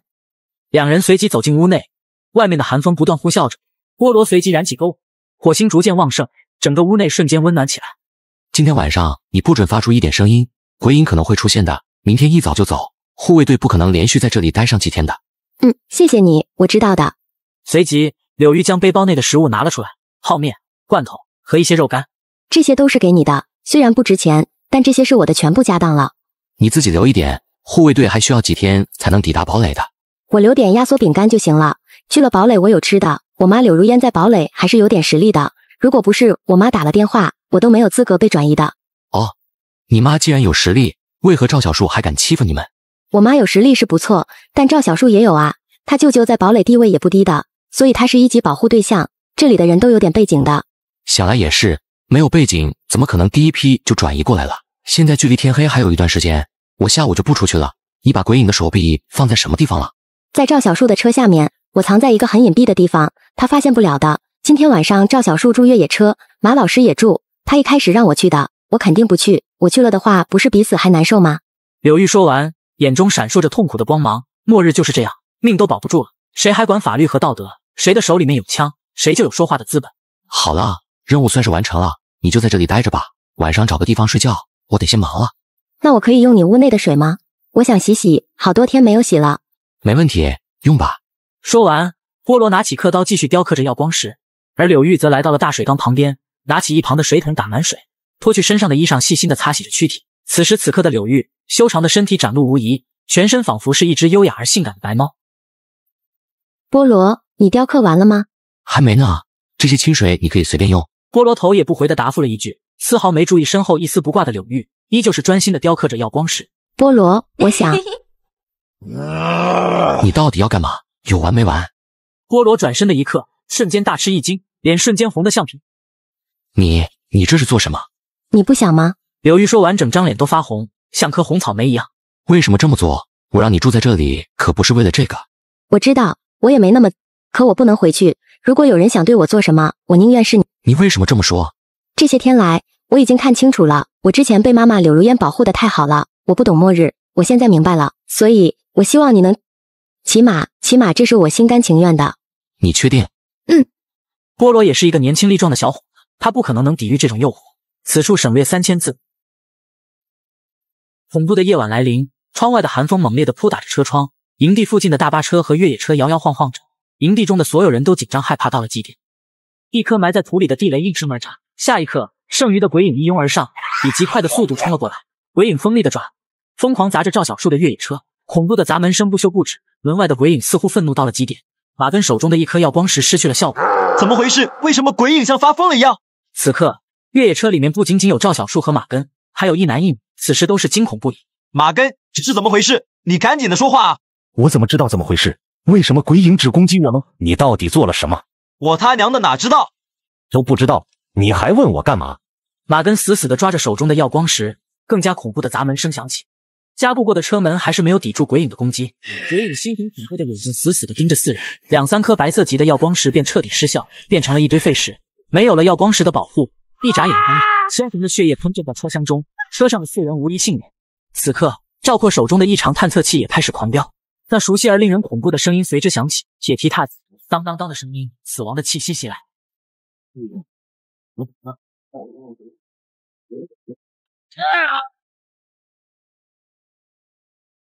末日求生第28天，当天亮之时，一马早已经消失不见，恐怖的场景令人胆寒。营地的2辆越野车直接报废，车厢内部还有着几具白骨和满地的鲜血。全部集结，立刻撤离这里。是。瞬间，人们开始忙碌起来，收拾着附近的残局，准备以最快的速度离开这里。而赵括则不断地凝视着被摧毁的2辆越野车。赵小树是在那辆车里面吧？是的，我也不知道为什么鬼影偏偏攻击这辆车，像是有仇一样。这里面还有谁？有马根，还有2个赵小树的同学吧，名字我也不知道了。就在赵括沉默当中，远处出现2道人影，菠萝和柳玉走来。菠萝需要确定他要杀的人有没有死掉。正当2人看着眼前惨不忍睹的场景时，便知道赵小树和马根一定死掉了，这种惨烈的状况不可能活下去。昨晚鬼影又来了，对吧？是的，我们马上就要走了，死亡太严重了。昨天死了9个人，赵小树、马根、李海，还有其余几人这些。你能帮我一个忙吗？帮我带一个人去堡垒，这算是你的报酬。说着，菠萝从口袋里面拿出3颗白色级的耀光石。你需要我帮你带谁？帮我把柳玉安全送到家，这3颗耀光石就算是你的报酬。这本来就是我的工作，你不用给我耀光石的，留着自己用吧。拿着吧，你路上稍微用点心照顾一下，这总行了吧？行吧。赵括也不再客气，接过了菠萝手中的耀光石。赵括那边我已经打点了，你放心，他会保护你回到堡垒的，毕竟他是邮局的调查员。你就是想赶我走吗？这么急做什么？不是我着急，是他们就快走了。我说过了，等我的安全屋达到了一定等级以后，你再过来。再说了，你不想你妈妈柳如烟吗？她可是一直在家等你啊。那我走了，你要好好的，这里越来越危险了。等我回家了，我给你写信，你收到了一定要回信。菠萝紧紧抱住柳玉，这让柳玉有一种前所未有的安全感。知道了，你放心吧，我一定会回信的。说不定我也有天要去堡垒那边，去了我会找你的。这时，3-3两两的保护对象也都走了过来，人数很快就清点完毕，所有人都登上了大巴车和越野车。看着渐行渐远的大巴车，菠萝也收回了目光，朝着回家的路走去。白熊战甲强化完毕，品质中级，特效防御力提升30%，遭遇攻击时可以化解部分攻击力，内含防弹材料，关节部位加强，重量减轻10%。经过系统升级的白熊战甲宛如被精心调教过一般，浑身上下散发出一股盛气凌人的既视感，整套战甲有一种未来战士的感觉。太好了，战甲严丝合缝，并没有闷气的感觉，穿着非常的舒服。在末日之中，拥有一套属于自己的战甲是十分有必要的事情。系统强化第3个天赋属性，强化时间31小时07分钟。随着系统强化当中，门口随即传来了一道敲门声。菠萝是我，张志辉。闻言，菠萝随即脱下战甲，向门口走去。怎么了？找我什么事？是这样的，张力打算再休整2天，然后出发去云江市，一起去收集物资。问你一起吗？去的，我们之前不是说过吗？一起去。好的，我也是这么说的。不过张力不放心，还是让我来问问你。如果确定的话，那么就后天早上天亮的时候，小镇东面集合。张力有车，我们一起出发。武器弹药都带好，可能出去几天吧，时间不确定，尤其是药光石不够的话，一定要提前说，我们可以相互借一点的，别不好意思。知道了，那就后天早上。这次还是我们3个吗？还有老李，他物资也不多了，希望能够和我们一起去，毕竟严达那边的东西太贵了。好，那就这么约定了，到时候我会准时到的。好，那我先回去了。最近这里出现了异马，我们得准备更多的药光石了。不过异马也是一种会迁徙的异常生物，他们一旦发现这里食物不够，或者没有达到自己的预期，就会离开，这是和鬼影不一样的。原来是这样，异马是一种迁徙性的异常生物，它们不可能在一个地方待上很久。行，我知道了。说完，张志辉便打着哈欠离开了菠萝的食屋。时间眨眼过去，很快便来到了去往其他城市寻找物资的日子。天赋属性敏捷强化完毕。天赋属性百发百中，特效根据使用工具和距离不同，你将获得百发百中的天赋属性。百发百中。惊讶当中，菠萝尝试性的拿起一颗鹅卵石，在石屋中，他看向了屋顶上的一条缝隙。砰的一声，石头准确地砸中了他看到的那条缝隙。菠萝一连几次的尝试，而石头都能准确地命中目标。我靠，牛逼！接下来得强化一下精神力了。系统强化天赋属性精神力，强化时间44小时06分钟。系统强化当中，菠萝则拿起了装满物品的背包，穿好白熊战甲，向着约定的地点走去。来到地点，3人看着菠萝的战甲，顿时神情羡慕道：“都准备好了吧？我们可以出发了。菠萝，你这套战甲不错，看上去挺重的，应该是防弹的吧？多重我不知道，防御力的话还可以，还没试验过。我看的话，应该有70到80斤了吧？你能背着这套战甲快速移动吗？应该没问题。那你的身体素质已经很强了。第一次见到你的时候，我就知道你不是普通人，我果然没有看错。”张力说完，得意一笑。他带着3人来到了那辆吉普车面前。吉普车马力十足，这是一辆被改装过的装载 3.0T 发动机的汽车，内部空间不大，但配备了防弹玻璃和加固过的车门。我们就开这辆车，如果遇见行尸，可以直接撞死的。这辆车都是经过改装的，油也已经加满了。待会我们启程去云江市，不算很远，物资的话应该是还有的。到了云江市以后，所有行动的听我的指挥，你们有意见吗？没问题，没问题。张力本就是一个真正经历过城市中异常生物的老兵，他来指挥没一点问题。随即4人便都上了车，随着引擎不断咆哮着，吉普车很快驶出了小镇。末日求生第29天，昏暗诡异的天空中，一辆经过改装的吉普车正行驶在荒无人烟的道路上，去往云江市寻找物资的途中。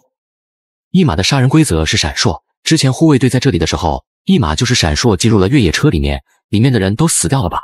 是的，要是一马偷袭，在毫无防备的状况下，谁都逃不掉的。如果我们提前看到了一马，就得立刻逃跑躲避。是不是所有的异常生物都有杀人规则？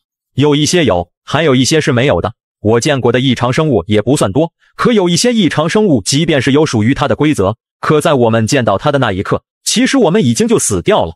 为什么这么说？4级异常生物就已经非常难对付了，我听说还有更高的几个级别，5级的兽人、禁忌者、狂笑者，这都是非常恐怖的存在。我们连一马都无法对付，更别谈5级的异常生物。3级的鬼影都开始进化，你说我们面对5级的异常生物会怎么办呢？那有没有躲避的办法呢？没有，他们暂时只是出现在前线而已，或者是一些灰域地区。来到我们这里的话，只有一条路，那就是逃。而且我们这里还算不错了，而前线更加的危险。一只狂笑者能够毁灭一座堡垒，那可是堡垒啊，几万正规军驻守的位置。这个我听过，赵括说44号堡垒还会有人经过我们这里，他们还没彻底完。当然，保护对象也是有级别的，级别低的撤离的晚，死的也多，这很正常。人类丢失的城市不计其数，现在堡垒也是开始丢失了。异常生物比我们想象的更加可怕，譬如一马这种异常生物，食物对它根本不起作用。这信息可太重要了，这时候要是有个好朋友就好了，得赶紧将这个重要的信息分享给他。没事，我这知道一款软件接接上有很多年轻小哥哥小姐姐，它自带的 AI 功能，可以在你和刚认识的朋友交流时，根据你的个人资料、社交风格和对话节奏，随时为每一句聊天提供智能对话回复，让你轻松拿下。真的吗？那我去看看。四人闻言纷纷沉默不语，而张力依旧开着车，在蜿蜒崎岖的道路上颠簸行驶着。道路两旁有着许多成片的黑树林，远处天边一座座青色的山峰，在灰色的天空下犹如一把把尖刀。一些池塘里面的水变成了黄褐色，给人一种喝了就会死的感觉。而随着速度越来越快，就在快要抵达云江市的时候，几人清晰的能看见道路两旁出现了十几道的诡异人影。怎么回事？这里怎么有人？鬼皮人或者是行尸吧？这里出现这么多的人，实在太奇怪了。我不会停车的，都捉紧了。随即，张力毫无减速的模样，右脚重重地踩在了油门上，直接将路中央的一只鬼皮人撞飞，重重地砸在地上。其余的鬼皮人见此巨大动静，瞬间全部都冲了过来，宛如丧尸出笼一般。随着张力丢出的手雷，巨大的将背后穷追不舍的鬼皮人纷纷在爆炸中炸得四分五裂。这里鬼皮人越来越多了，不知道云江是怎么样？这可不是一个好兆头。之前没有见过吗？有见过，但起码不会出现在城市的外围，他们一直都在城市里面。这里距离云江市还有10几公里，不知道接下来会不会遇见更多的鬼皮人。那现在怎么办？先去看看，如果不行的话，我们就离开云江市，直接去赵市。我记得之前云江市没有这么危险的，或许是我多疑了也说不定。行，听你的安排。吉普车 3.0T 的发动机不断咆哮着。半个小时以后，一座钢铁城市映入众人眼帘，鳞次栉比的房屋随处可见，城市内部空荡荡的，没有看见一个人。吉普车旁还有着一块巨大的指示牌，牌子上面布满了灰尘。云江市之前被鬼皮人和鬼影袭击过，不过最多的还是行尸，你们要小心一点。行尸是几级的异常生物？行尸的危险等级不算高，在我的记忆里，他们最开始是1级异常生物，不过数量非常多。你知道的，鬼影都开始变异了，那么行尸很有可能也会变异，这都是正规军留下的祸害。祸害？这是什么意思啊？开始的时候，城市里面出现了异常生物，正规军也没有太在意，后来发现异常生物实在太恐怖，等他们提高意识的时候，已经打不赢了，死亡的人数飙升，许多人都没有被掩埋，后来就变成了行尸走肉，时间很短，仅仅1夜而已。是的，起初谁都没有在意这些，后来知道的时候已经为时过晚了。那时候我的部队还在和鬼影作战，谁知道那些死掉的人突然复活，就变成了行尸走肉了。和丧尸有什么不同吗？有不同的，行尸就是没有了手臂也能继续吃人，有的行尸连腿都没有，除非打碎他们的脑子，不然杀不死的。而且行尸并不会传染病毒，他们是直接吃人的。那军方没使用核弹之类的玩意吗？这我就不清楚了，但是就是没有使用过核弹之类的武器。知道为什么吗？闻言，三人的目光都聚焦在了张力的身上。4级异常生物一马，还有5级异常生物鱼人，这2种异常生物都是从辐射区走出来的。使用核弹的确可以杀死大面积的行尸，但也会让一部分异常生物变异。变异以后的异常生物等级飙升，你说军方还敢继续用吗？在没有调查清楚之前，他们再也不敢使用核弹、氢弹之类的武器。原来如此，看来核辐射不仅让人类变异，也能让那些异常生物变异。好了，接下来我们就要开始进城了，此刻你们都得提高警惕了。说罢，随着吉普车继续开动，4人很快进入到了城内。道路两旁已经看到了许多超市和酒店，无一例外，超市里面的东西全被搬空，路上也全是建设状红褐色的血迹。看来外围已经没有什么东西了，城市里面还有一些东西，不过比较危险，核心地区不能进去，都是行尸，我们可打不赢那些行尸，他们可是有几十万那么多。而今天我们得在云江市过一夜，在云江市过夜的时候，绝不能出去行动，否则会招致灾难的。好的，行，待会我带你们去沃尼玛，一个很大的超市，里面什么东西都有。不过之前有人来过，如果被人捷足先登就麻烦了。我们先去看看。好，就这么安排。就在波罗4人前往沃尼玛当中，此时一座写字楼中，身穿作战服的一名男子把望远镜放了下来。此人体格魁梧，穿着黑色的作战服，胸口还挂着一把 AK-47。末日求生第30天，接上集。写字楼上体格魁梧的男子正拿着望远镜盯着不远处的波罗4人。又是一个幸存者小队，看样子有4个人，都佩戴了武器，身上一定有耀光石。最近都没有怎么出现幸存者了，不知道这伙人的实力如何，你先观察一下。阴影中走出来一名身穿灰黑色战甲的男子，浑身透露出强大的气息。老大，我觉得那对夫妻可以试试。你看上次就是他们成功做的局，这伙人的警惕性没那么高。如果成功了的话，我们可连一颗子弹都不用出。上次的幸存者明显实力弱一些，这一次我感觉他们几个没那么傻。那辆吉普车被改装过，里面坐着一个老手，如果让他们出去，只怕会引起怀疑。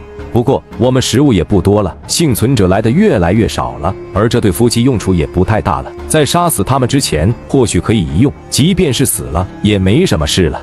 好的，我这就去叫那对夫妻做事。废弃的写字楼中，那名穿着作战服的男子缓缓走来，随着咔嚓一声，仓库门被打开，房间中刺鼻的气味袭来，角落中蹲着一男一女，两人骨瘦嶙峋，精神萎靡着，苍白的皮肤没有一丝的血色。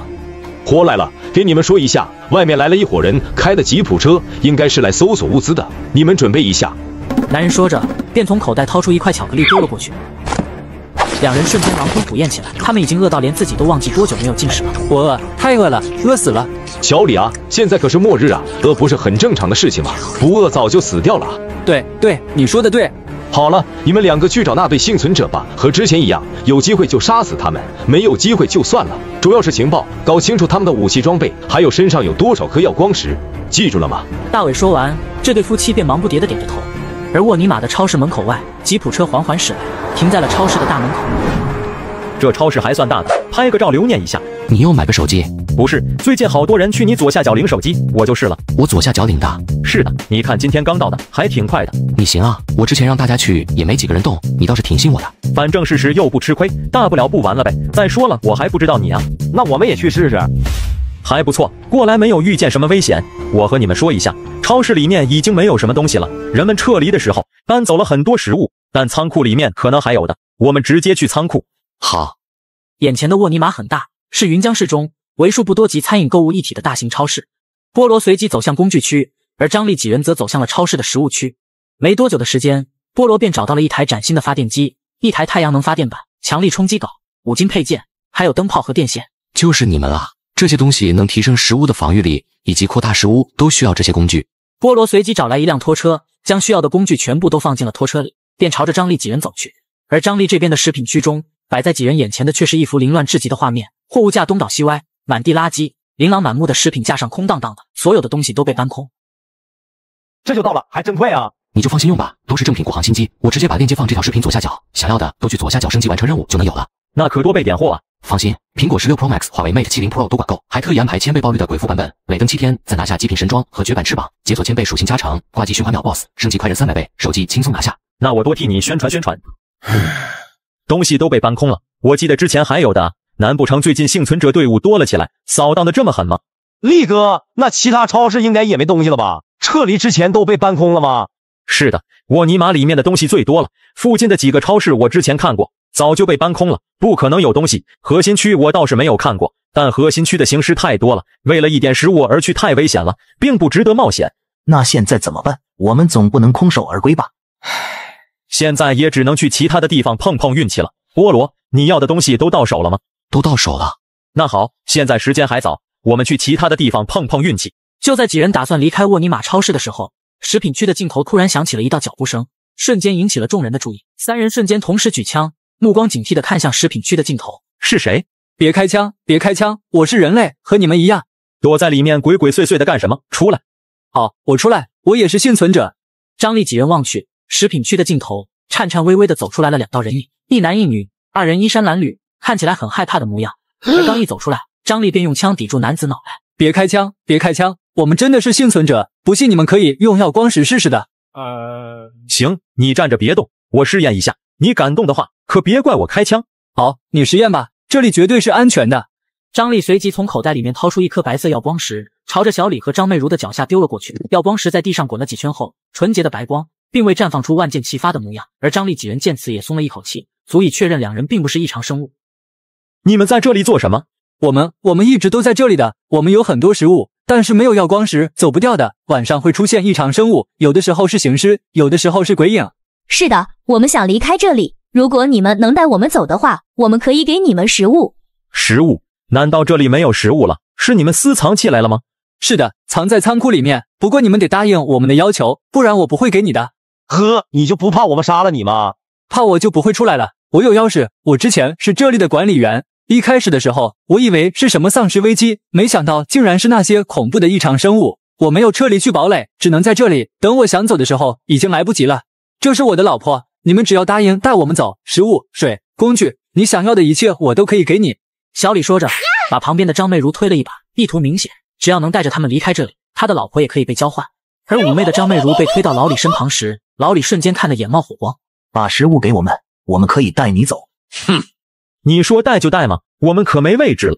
老李被张丽骂了一句，顿时不敢说话。我们有车的，但就是怕路上不安全，怕的要死。那你先带我们去看看食物，如果足够的话，我们再考虑要不要交换。等一下，你们之前遇见过其他的幸存者吗？此话一出，所有人都愣住，问题非常刁钻，两人顿时不知道怎么回答。如果回答有，那么为什么之前没有离开？如果回答没有，那么也非常奇怪。沃尼玛是大部分幸存者的第一选择路径，幸存者不可能绕过这里去更危险的地方获取食物。有遇见过，但都死了。都死了？这是什么意思啊？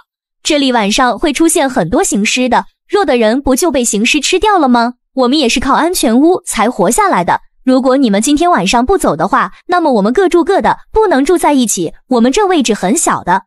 闻言，张丽几人都若有所思。张媚如说的也并无道理。菠萝，你怎么看？那就先去看看东西吧，如果价值足够的话，我们再考虑。现在看来也只能这样了，你们带路，可别耍花招。好的，你们放心，我身上没武器的。说着，小李便带着一行人朝着仓库走去。而沃尼玛的监控室中，大伟正看着眼前的监控画面，脸上不自觉露出一抹阴沉的笑容。